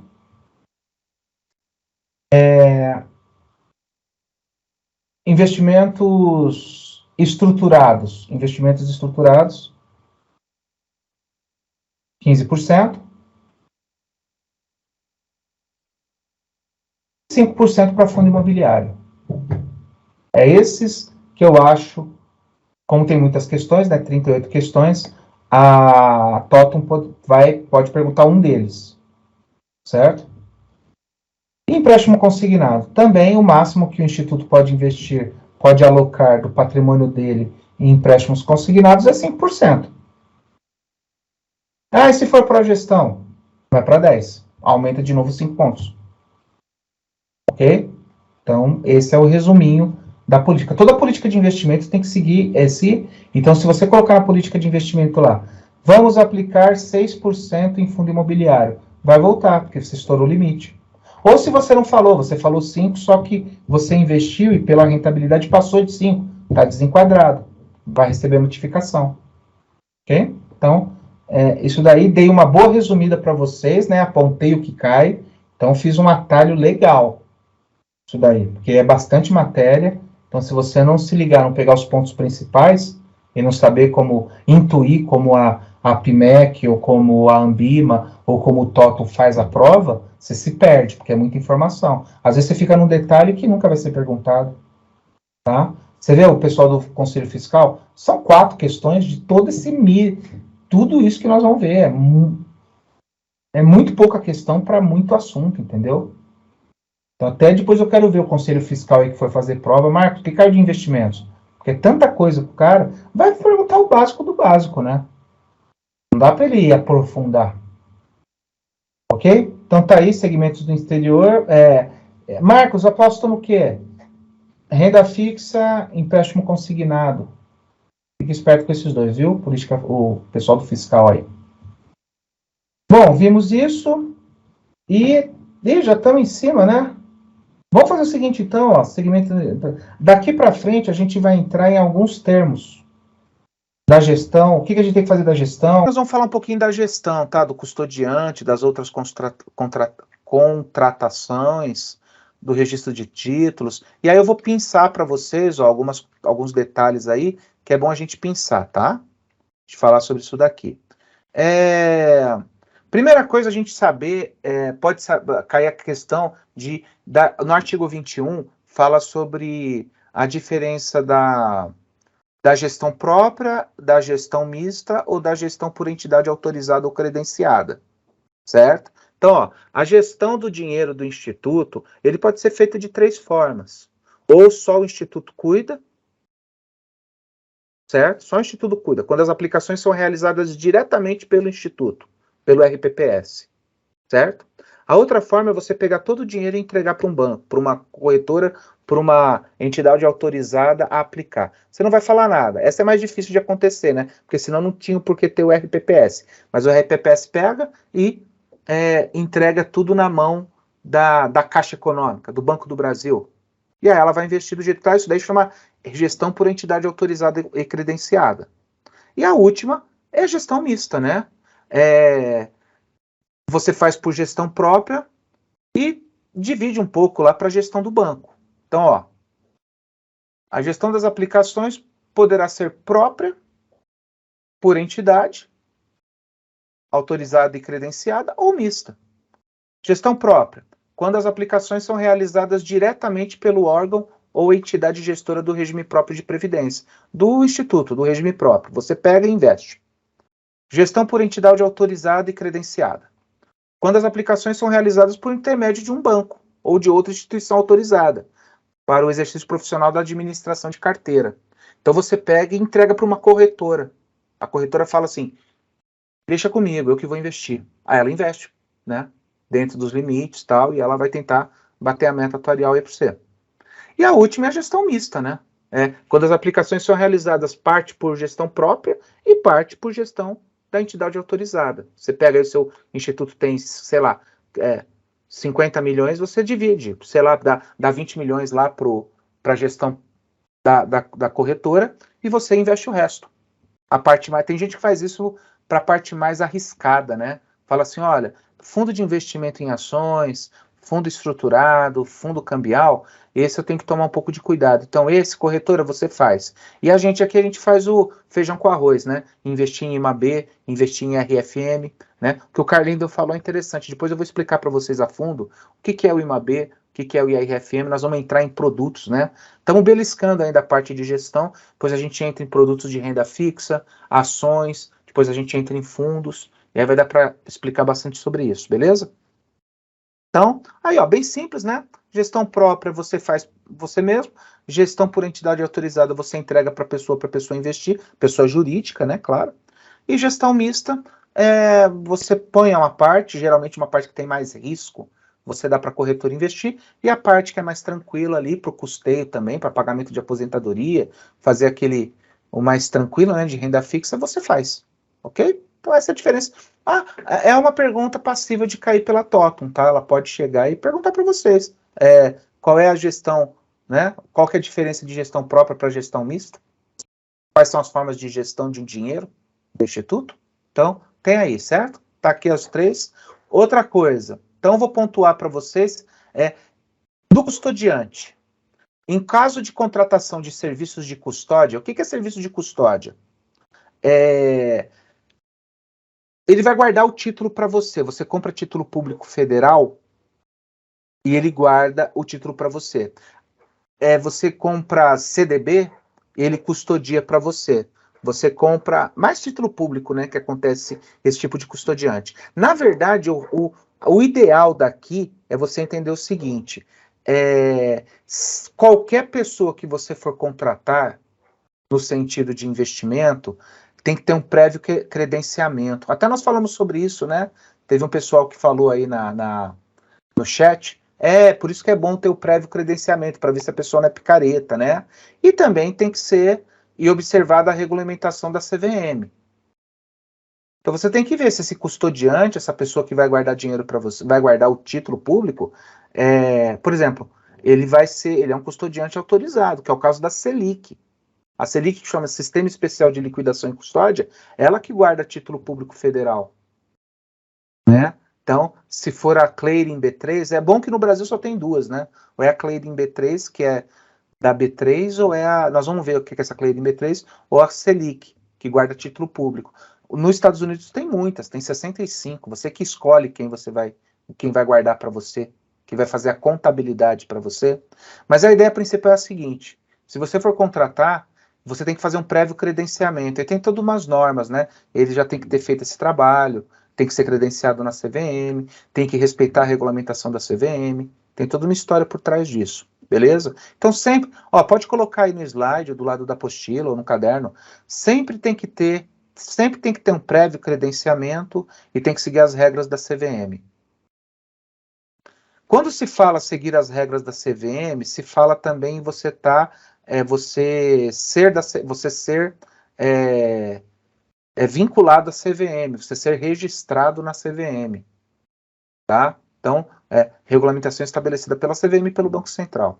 Então, mais ou menos o óbvio, né? Tem que seguir a lei e tal. Então, toma cuidado com isso aí. Os alunos falam muito assim, Marcos, caiu muito questão que é meio óbvia, assim, tipo, vamos contratar um consultor, como que ele tem que ser? Aí lá estava, não precisa ser registrado na CVM, porém não pode ter, não é ficha criminal, antecedente criminal. Não, tem que ser cadastrado na CVM. Então tem questões que você dá uma lida e você fala, você tem que entender que a CVM está sempre no meio, né? A CVM mexe com investimentos, ela vai estar sempre no meio ali. Então quando falar alguma coisa do tipo, não precisa da CVM não, tá errado. Sempre a CVM vai estar no meio, tá? Outra coisa, esse artigo 24 aqui é importante. Ele fala de umas coisas aqui que eu já dei uma passada nele, mas é importante. Vamos contratar uma pessoa para fazer a gestão de recursos do regime, aquela gestão mista, certo? E esse artigo 24, ele vai fortalecer tudo que eu falei até agora, A contratação deve ser em pessoa jurídica. Ó, contratação deverá recair sobre pessoa jurídica.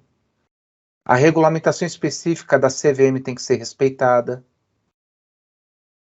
Certo? Essas duas são... essas duas já é de lata, você já fala aí. Sempre tem que ser pessoa jurídica e sempre tem que ser autorizado pela CVM, tá? Por isso que às vezes tem muita consultoria, gente, principalmente no interior aí, que o cara, ele tem um CPA 10, tem um CPA 20 e começa a dar consultoria. Ó, na boa, se o Tribunal de Contas pegar e puxar isso daí, vocês estão fazendo errado. Primeiro, tem que ser uma empresa.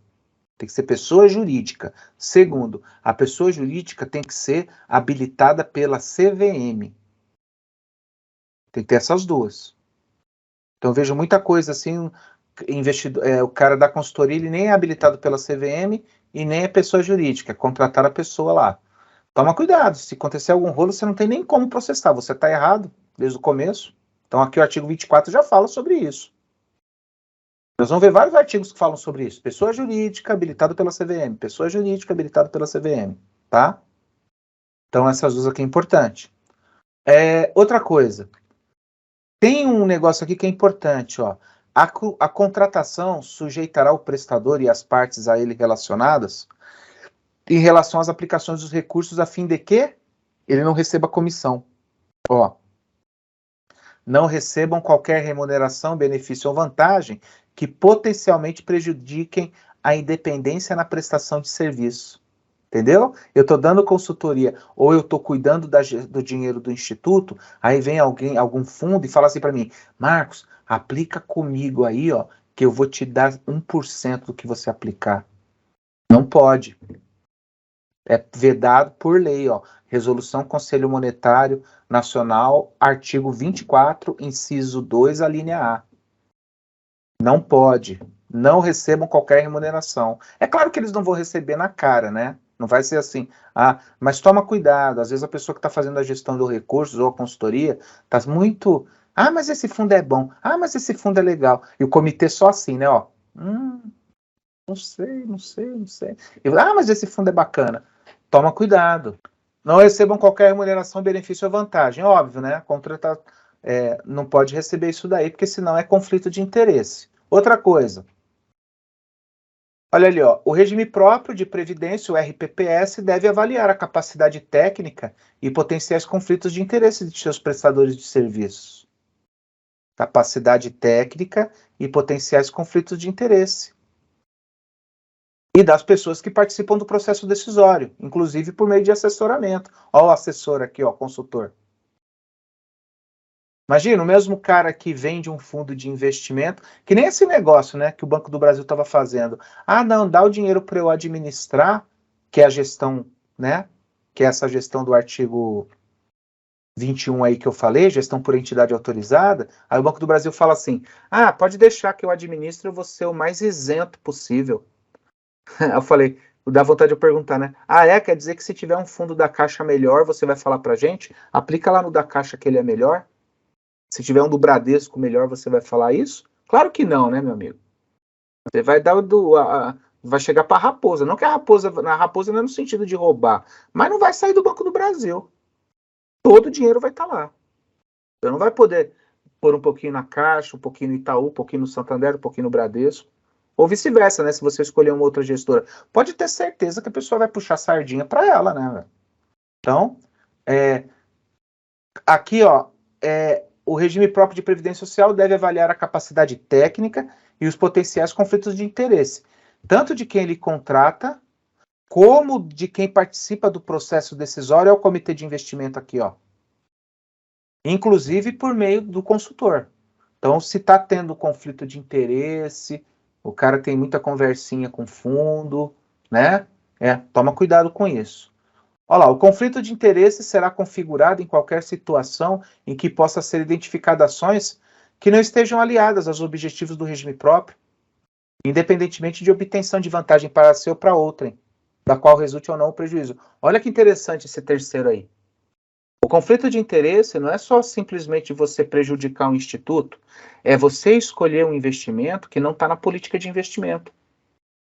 Que conflite, ó, deixa eu riscar as palavras aqui, que não estejam alinhadas aos objetivos do RPPS. Que a pergunta básica é essa, pô, peraí, o Instituto de Previdência falou que não ia aplicar em ações. Não ia aplicar em ações. E aplicou. O consultor está falando para a gente aplicar. E nós aplicamos. Mas na política já não está batendo, vai desenquadrar. Já é um conflito de interesse. Por que o cara está escolhendo ações? Então, tem que fazer um trâmite. Lembra que eu falei da política de investimento? Você pode mudar. Não é fazer uma política em 31 de dezembro de 2021 e seguir ela toda até final de 2022. Você pode mudar. Mas se você investiu em alguma coisa que conflite com o que você falou antes, é conflito de interesse. Entendeu? Ó, tá na lei. O conflito será configurado em qualquer situação que possa ser identificadas ações que não estejam alinhadas com os objetivos do regime próprio. Independentemente se o cara ganhou ou não. Saiu fora do que nós escrevemos anteriormente, é um conflito de interesse. Fala, por que você está escolhendo isso? Entendeu? Então, conflito de interesse não é só você tomar uma decisão para roubar, tomar uma decisão para prejudicar, tomar uma decisão para ganhar alguma coisa. Conflito de interesse é você falar uma coisa e fazer outra. Eu falo você assim, né? O comitê de investimento fala, então vamos fazer essa coisa. Aí vem o consultor ou vem o gestor e fala, ah, não, vamos fazer outra. Isso é conflito de interesse, beleza? Vimos sobre isso daí. Então, nós vimos sobre das outras contratações, né, do conflito de interesse e tudo mais, dos registros dos títulos e valores. Registrar, Marcos, como assim? Bom, de novo, os ativos financeiros que vocês vão comprar, o que é ativo financeiro? Os investimentos. Coloca aí, ó. Como que você faz? O que é ativo financeiro? O fundo de investimento, o fundo, vou pôr de FI, tá? Fundo de investimento, vírgula. O que a gente pode investir agora? CDB. O que é outro ativo financeiro? Título Público Federal, TPF, título público federal. Tudo é ativo financeiro. Devem ser admitidos à negociação em mercado organizado. O que é mercado organizado? Bolsa de valores, em lugares que o Banco Central autoriza a funcionar, registrado em sistema de registro de custódia ou de liquidação financeira. Isso daqui também é importante, ó. Tem que ser registrado em algum tipo de registro de custódia. Depois nós vamos ver a importância disso. Ou depositados perante depósito central, observada a regulamentação sempre, né? Ó, sempre Banco Central e CVM tá na jogada, ó. Então você tem que investir em ativos financeiros que sejam devidamente registrados e autorizados a funcionar.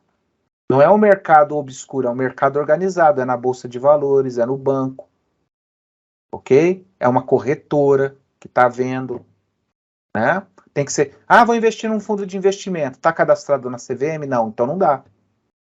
Vou investir em CDB, o banco, esse banco aí que está emitindo CDB foi autorizado a funcionar pelo Banco Central? Foi, então vai. Entendeu? Os registros devem permitir a identificação do comitente final, com a consequente segregação do patrimônio do regime próprio, da presidência social do patrimônio e do custodiante e liquidante. O que é isso daqui? O que está falando aqui? O título CDB está no nome de quem? De quem que está? Está no nome do instituto. Bom. Então, beleza. Sabe por quê, gente? Tem lugares, tem empresas, são chamadas de custodiantes no Brasil. Quando você compra um título público federal, você é do instituto, você está em Rondônia, está em Ji-Paraná, aí você fala, poxa, ao invés de eu investir no Banco do Brasil, por Banco do Brasil pôr num fundo que aplica em título público federal, eu vou comprar direto título público federal. Beleza, você faz isso, você pode. Artigo 7.1a, primeiro artigo lá dessa lei. Não, primeiro artigo não. O artigo é o 7º, né? Primeiro inciso da lei. Tá lá. Bonitinho, você pode aplicar. Esse título, ele não vai para sua casa, não vai lá para a sede do instituto. Você comprou, você vai numa corretora e fala, ó, quero comprar esse e esse título, quero aplicar 1 milhão nesse título. Esses títulos do governo não vão para você. Antigamente tinha isso, né? Ações ao portador chegava na sua casa. Se houvesse um extravio, ferrou. Quem pegasse era dono dele, porque não era nominal. Não vai na sua casa mais. Você compra e esse título fica guardado num lugar que chama custodiante. Entendeu? Então, quando você compra título público federal, existe uma custodiante que chama Selic. Selic, Sistema Especial de Liquidação e Custódia. E ela vai custodiar, ela vai guardar para você esses títulos. Ela que guarda. Ela é a única que guarda título público federal. Então é isso que está falando aqui. Que você, se for comprar título público, tem que guardar na Selic. Tá lá. Não, guardou aonde? Guardei na corretora. Não, corretora não guarda, ela só intermedia. Ela só pega o seu dinheiro e compra. Só isso. Entendeu? Então é isso que está falando aqui, tá? De novo. Marcos, eu queria não decorar. O que é? Sempre tem que ser. O que eu tenho que guardar? Sempre tem que ser um custodiante registrado, os títulos têm que ser sempre registrados em algum custodiante. Só tem um, que é a Selic, no caso, ou a Clearing B3, que nós vamos ver. E tudo tem que ser observado as regras da CVM, né? E do Banco Central. Ok? É isso daí. E esse registro, quando for o registro, tem que estar no seu nome. Tá lá, 1 milhão em título público, Instituto de Previdência de Ji-Paraná. Tem que estar lá. Instituto Iperon. Vou usar muito o Iperon como exemplo. Iperon, né? Lá de Rondônia, de Porto Velho. Tá lá em Porto Velho. Iperon. Entendeu? Então, tá ali bonitinho. Então, toma cuidado com essa questão aqui, certo? Custodiante. Então, o que eu faria se fosse vocês? Do lado de cada slide faz um resuminho. Por exemplo, nesse caso aqui, né? Tudo que eu investi tem que ser custodiado. E respeitar a regra da CVM e Banco Central. Tem que estar no meu nome. O registro deve permitir a identificação do comitente, do seu nome. Tem que estar no seu nome. Tá? No seu que eu falo, no nome do instituto, tá? Aqui o artigo 26 está falando do controle da grana. Controle da grana. Os recursos do RPPS, representados por disponibilidades financeiras, por grana, deve ser mantido em conta bancária ou em depósito de poupança, distintos do ente federativo. A gente já coloca mais ou menos isso lá no, tipo, o fundo fluxo, né? No caso do Banco do Brasil, na Caixa a gente coloca lá no Aliança, né? Então mas não pode devolver para a prefeitura, né? Prefeitura, guarda para mim esse dinheiro que eu não estou investindo. Primeiro que você tem que investir tudo, né? Mesmo o dinheiro que você está sobrando ali, que é da taxa de administração, é bom, tem que estar investindo, né? Depósito de poupança, distintos do governo, do ente federativo. Em instituições financeiras bancárias, públicas ou privadas, devidamente autorizadas a funcionar no país pelo Banco Central do Brasil. E contabilizados de forma segregada do recurso do ente federativo. Então aqui fala duas coisas. O óbvio, que é você investir em banco que tem que ser autorizado pelo Banco do Brasil, Banco Central. Isso é óbvio, né? Você não vai investir num banco que não tem autorização ainda. Tá para pegar autorização. Tinha um banco aí que o pessoal investiu pra caramba, né? O cara fez uma pirâmide de dinheiro, foi lá no Pará. O cara investiu, investe no banco. Investiram lá, ganhando uma rentabilidade. Nome do banco, como que era? Ágil Banco, sei lá. Foram ver, não tinha registro, era uma porta. O cara põe dinheiro lá. Por quê? Porque a tal da rentabilidade, né? Não, a rentabilidade é boa e tal. E o cara é um 7-1, né? O cara que vai vender isso daí, ele sabe como convencer, né? Então, e uma coisa importante, as disponibilidades financeiras, disponibilidade em contabilidade é o dinheiro que, para curto prazo, disponível, que está ali de dinheiro. E às vezes tem tudo investimentos, dinheiro investido em fundo, e às vezes tem uma questão que está ali da taxa de administração, ou para você fazer pagamentos, ou enfim, um dinheiro que você tem que deixar mais ali rápido, né? Geralmente o pessoal já deixa em fundo de investimento que você tira a hora que você quiser. Beleza. Porém, você não pode pegar esse dinheiro e devolver para a prefeitura ou deixar numa conta da prefeitura para ir usando. Tem que ser apartado. Tem que ser segregado. Tá aqui, ó, segregado. Então, o dinheiro da prefeitura não se mistura com o dinheiro do instituto, né?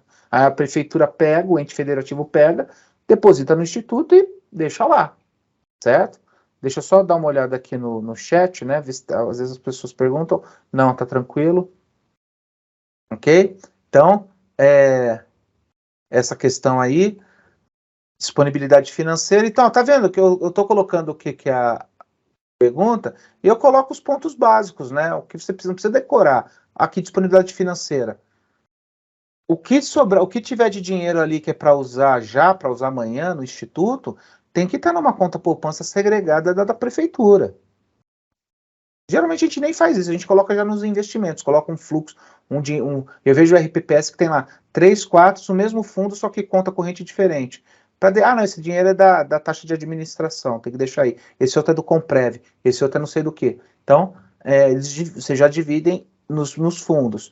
Mas o que não pode fazer é devolver. Duas coisas óbvias, né? Investir em banco que não foi autorizado a funcionar e misturar o dinheiro do instituto com o dinheiro da prefeitura. Tá? É isso aí que a Totum pode cair, pode levantar para vocês, a ideia, tá? O enquadramento. Lembra que tem aquela regra, tipo, ó, só podemos investir 30% em ações. Aí a gente investe 30%. Aí deu uma rentabilidade muito forte, o que a gente tem em ações subiu para 33% do dinheiro do instituto. Desenquadrou, né? Isso daqui chama desenquadramento. Você investiu mais do que você falou que você ia investir. Então, olha o que eles falam aqui. Quanto tempo que você tem? Deixa eu pegar aqui o marca-texto. Os RPPS poderão manter em carteira por até 180 dias as aplicações que passem a ficar desenquadradas em relação a esta resolução, desde que seja comprovado que o desenquadramento foi decorrente de situação involuntária, para os quais não tenha dado causa ou que o seu desinvestimento ocasionaria comparativamente a sua manutenção. O que é isso? Você aplicou certo, o máximo foi 30. Na verdade, eu sempre falo, né? Não aplica na beiradinha, não, que qualquer coisa dá problema. Mas, por exemplo, se desenquadrou, o que é esse desenquadramento de situação involuntária? Muito do que acontece com isso, que a gente chama de desenquadramento involuntário, é a rentabilidade, faz com que, principalmente em ações, né? Às vezes está tudo bem, de repente a ações sobe 6% lá no mês. Então você tinha 30%, 6% de 30 dá 1,8, então foi para 31,8 o dinheiro. Aí você fala, nossa, desenquadrou. Ou passou batido, você não viu. Passou batido. Você não controla isso, você não viu essa parte. Passou 1%, você não viu. Você tem até 180 dias para arrumar isso. Agora, é claro, né? Se você deliberadamente pegou o dinheiro e investiu 30, você pôs 50, aí não dá, né? Aí você está desenquadrado, você vai levar notificação. Mas nesse caso aí, essa questão eu já vi cair, tá? Em provas da CGRPPS, quanto tempo que você pode ficar desenquadrado? 6 meses. Só que não é o desenquadramento que a gente chama passivo, ou desenquadramento involuntário. E às vezes para você tirar, você vai perder muito, ou você tem algum problema, que nem tem fundos que você investe e só pode tirar de 6 em 6 meses. Fundo com carência, lembra? Eu não falei isso ainda para vocês, mas tem fundo com carência. Então você investe de 6 em 6 meses. Aí você investiu lá 30, subiu para 33% do dinheiro do instituto, desenquadrou. Aí você fala, ixi, cara, mas só vai poder tirar agora em junho. Não dá para tirar agora, não. Se tirar agora, a gente tem que pagar uma multa de 10% do que a gente tira. Lá nós temos 300 mil, se a gente tirar 30 mil, tem que ficar para o banco. Então tem que esperar essa carência. Tem fundo que é assim. E aí, por isso que eles falam, ó, o desinvestimento poderia dar um problema. Então, só nesses casos, tá? Desenquadramento passivo. Eu ficaria esperto com esse negócio do dia aqui, ó. Quantos dias você consegue ficar? 180 dias, tá? Essa é a história. E o artigo 28, ele fala sobre o que você não pode fazer. O que você não pode fazer com o dinheiro do Instituto? Você não pode fazer um tanto de coisa, né? Mas vamos pensar alguma coisa aqui, certo? Primeiro, aplicar recursos em derivativos. Na aquisição de fundo de investimento, que aplique em derivativo. E que gere exposição superior a uma vez o respectivo patrimônio líquido. Olha essa história aqui, ó. Aplicar recursos na aquisição de cotas de fundos cuja atuação em mercados de derivativos gere exposição superior a uma vez o respectivo patrimônio líquido. O que acontece isso daqui? Vamos dizer que o patrimônio do fundo é 100 milhões, certo? Tem fundo que às vezes eles investem nesses derivativos aqui e o fundo perde esse 1 milhão, ele perde tudo, perde 100 milhões, então ele perde o que ele aplicou e ainda fica devendo. Porque às vezes desses 100 milhões, 10 milhões ele pegou emprestado do banco, ele tinha 90, ele pegou, isso chama fundo alavancado. O Instituto nem pode investir nisso, fundo alavancado com derivativo, que gera exposição superior a uma vez o respectivo patrimônio líquido. Quer dizer, ele pode perder tudo isso daqui, ó.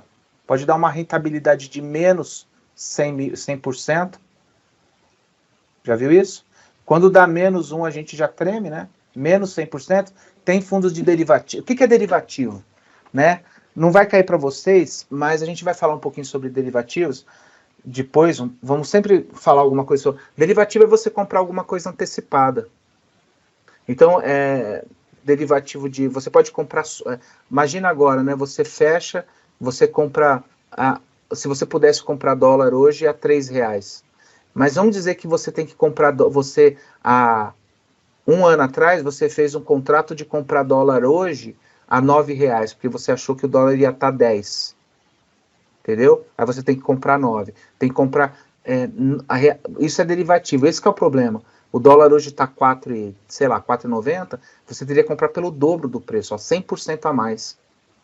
Então tem contrato que é doido, você tenta especular, você fala assim, derivativo é assim, ó, eu acho que a saca a arroba do boi gordo vai estar uns R$400 daqui a 6 meses.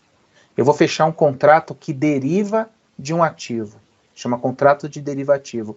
Eu vou comprar 1000 arrobas a 450, porque eu acho que vai estar uns R$400 daqui a um ano. Vou comprar 450. Ou melhor, desculpa, eu acho que vai estar 450. Então vou tentar fechar algum contrato a R$400. Você quer comprar mais barato que o mercado. Você fecha um contrato antecipado. É que nem vender safra antecipado. Aí qual que é o problema disso? O problema é que lá, e se a arroba do boi gordo lá na frente cair para R$200, 280? Você vai ter que comprar a 400. Então o derivativo é você, entendeu? Tem fundo que faz com força esse tipo de coisa e pode perder tudo, né? Da rentabilidade menos 100%. Então você não pode aplicar em derivativo. Qual é outra coisa aqui que a gente não pode aplicar? Qualquer coisa que fuja do que eu falei até agora não pode, quer ver? Ó? Aplicar recursos direto por meio de cotas em títulos ou outros ativos financeiros nos quais o ente federativo figure como emissor. Pô, você pode aplicar em título, que nem, ó, em títulos ou outros ativos nos quais o ente federativo figure como emissor. Primeiro que prefeitura e estado, só quem pode emitir título hoje no Brasil é o governo federal. Título público municipal e título público estadual não pode emitir. Entendeu? Então, mas enfim, vamos dizer que lá na frente possa. Você não pode, você é, vamos dizer assim, da prefeitura de Rondônia, você é Porto Velho, Iperon, aí o Iperon lança um título, o governo lá, a cidade de Porto Velho lança título público municipal, tinha isso, tem tempo, mas tinha. Virou tudo precatório esse negócio, né? Mas tinha. Aí o título, emitia título municipal, e aí o instituto vai lá e compra. Não pode. Ou o estado, né? Rondônia emite título, né? E aí o governo, o Iperon vai lá e compra o título. Entendeu? Não pode. Então é isso que ele está falando aqui. Aplicar recursos na aquisição de cotas em direitos creditórios não padronizados. Ah, Marcos, eu não posso investir em direito creditório? Pode. Só que é padronizado. O que é padronizado? É título que é custodiado pelas regras da CVM, pelas regras do Banco Central. O que é não padronizado? É FDIC que investe em qualquer coisa, amigão. Se o pessoal aí de alguma empresa está emitindo debênture, o FDIC vai lá e compra. Ah, mas não está na regra da CVM. É não padronizado, qualquer coisa. Entendeu? Então falou de palavras-chave, tá? Para você não pode investir. Eu acho que isso daqui é importante você saber, tá? Para a prova. Aí o pessoal de fiscal que cai menos. É 4 questões, né? O deliberativo e o dirigente, que cai 10. O que você não pode? Foge de derivativo. Foge de ente federativo, emitir título de ente federativo. Só um ente federativo que a gente pode pegar, que não é nem ente federativo, é a União. Ele vai falar União quando for. Ente federativo é município e estado, né? União. Então, ente federativo também não. Nem o que figure como emissor e o outro também não. Não pode. Direito creditório não padronizado, qualquer coisa que tiver não padronizada que não segue a CVM. Então, não padronizado. Derivativo, ente federativo, não padronizado. Né? Fazer operação de day trade. Realizar diretamente operações de compra e venda de um mesmo ativo em um mesmo dia. Isso é day trade. Comprar ações hoje para vender hoje mesmo. Você é do Instituto de Previdência? Aí você pega. Primeiro que você não pode comprar diretamente ações. Tem que ser fundo de ações. Primeiro que, né? Você não pode comprar ações. Mas não pode, aplicar em day trade. Atuar em modalidade operacional ou negociar com duplicatas, títulos de crédito ou outros ativos que não previstos nessa resolução. A única coisa que você chega perto de duplicata é empréstimo consignado. Você não pode comprar direto título de crédito. O único título de crédito que vocês vão poder comprar é título de banco. Você investir direto no banco ou investir para o governo. São só esses 2 títulos que você pode comprar diretamente. Ou título de banco, que é LCI, LCA, CDB, poupança, ou o governo, título do governo. O resto é tudo fundo. Qualquer coisa que saia disso, duplicata, título de crédito, debênture, CDCA, CRA, CRI, LCA, não, LCA pode, né, que é de banco, mas qualquer coisa que fuja de banco ou governo não pode, tá? Negociar cotas de fundo de índice em mercado de balcão. Mercado de balcão é o mercado que está fora da Bovespa. Ele é fora da Bovespa. Você está negociando com a corretora, você está chegando na corretora e fala, tem algum fundo de investimento aí que é todo não padronizado, não está na Bolsa de Valores? São ações de empresas que não estão na Bolsa? Ele vai falar assim, tem o mercado de acesso. Não quero essa não. Eu quero aquela que não está. Irmãos Gonçalves. Será que a gente não consegue comprar ações dele, fazer um fundo de investimento de ações do irmão Gonçalves? Tem um frigorífico grande lá em Paraná, esqueci o nome, Ramos? Não sei, investir nesse pessoal. Eucatur, vou investir nas ações da Eucatur. Não pode, cara. São ações que não estão na bolsa. Não pode. Entendeu? Então, olha só, palavras-chave para você ficar longe, como diria na minha terra, sartar de banda, sarta de banda. Você vai para lá que eu vou para cá. O que é? Palavras que você pode sair fora, que não pode investir. Day trade, negociar no mesmo dia ações. Ativos que não sejam de banco do governo federal. Títulos, ações que não estão na bolsa, são de empresas que não têm ações na bolsa de valores. Qual é a outra aqui? É isso, né? E derivativo. Então, faz essas palavrinhas que você vai ver que fica de boa para você, tá? Então, toma cuidado com isso. Mais vedações? Claro. O que o Carlinhos a gente estava conversando antes. A lei tem que brecar, porque senão entregar a faca na mão de criança. Toma cuidado. Não vocês que estão estudando, já tem, mas tem pessoal aí que é arrojado. Não, vamos investir nisso, não tem que bater a meta. Quero ver não bater. aí, né, toma cuidado. Não quero ver não bater, tem que tomar cuidado, tem que seguir a lei. Então, ó, também, então continua vedado, estamos no 7º. Aplicar recursos diretamente na aquisição de cotas de fundo de investimentos destinados exclusivamente a investidores qualificados ou profissionais, quando não atendidos os critérios estabelecidos em regulamentação específica. Pessoal, que é o seguinte, tem fundo que é só para investidor qualificado, ó, investidor profissional. Se você não for, você é investidor qualificado, você já é considerado investidor qualificado pelo governo. Mas se o fundo ele não respeitar a CVM, ó, é um fundo destinado a investidor qualificado, mas não respeitar um fundo não padronizado, você não entra. Quando falar assim, não atende critérios de regulamentação, também é um outro indicativo para você não ir. Qualquer coisa, você ficou em dúvida, né? Muita coisa para entender, ou ficou em dúvida, pô, será que eu faço, será que eu não faço?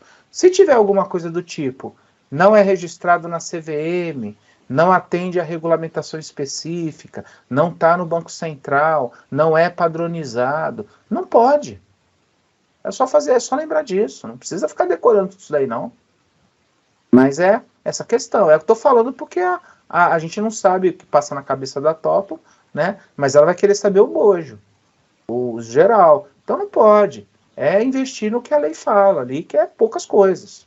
E já é bastante, na verdade, né? Mas em geral, assim, se pegar o total do mercado financeiro é pouco, né? Remunerar qualquer prestador de serviço relacionado direto ou indiretamente ao fundo de investimento que foram aplicados seus recursos.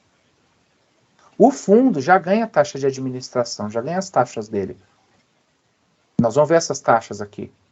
Então não é assim, vai aplicar no fundo, além da taxa de administração, nós vamos pagar para ele mais 15 mil para aplicar. Não é assim. Tem que ser aplicado, a única coisa que você paga para o banco é a taxa de administração, a taxa do fundo de investimento. É proibido remunerar o prestador de serviço. O prestador que eu falo do fundo de investimento, né? O cara que você contrata como consultor, aí é outra história. Eu estou falando na questão de investimentos. Então não adianta o fundo chegar assim. Imagina, você vai lá você vai investir no fundo de investimento, aí o cara chega e fala, olha, para investir nesse fundo tem a taxa de administração, o senhor tem que também pagar 40 mil reais para entrar no fundo de investimento. O quê? Não, cara, isso já está na taxa de administração. Não, é que o fundo, aí eles inventam uma história, né? Mas o fundo é não sei o quê, não sei aonde e tal. Não. Aliás, pelo artigo 28, inciso 7, a linha A, eu não posso pagar nenhum tipo de fundo, nenhum tipo de remuneração para o senhor, que é o prestador de serviço, que não seja da taxa de administração, se tiver a taxa de performance, de ingresso ou de saída, que já está no fundo de investimento. Está escrito no regulamento aí? Tá, essa taxa aí de 40 reais, 40 mil? Não tá. O cara está cobrando frete, então sai disso. Entendeu? Então, o que você paga? A taxa de administração. Beleza? E com isso, olha aí, o artigo das vedações, nós fechamos essa parte aqui da legislação específica dos investimentos do RPPS.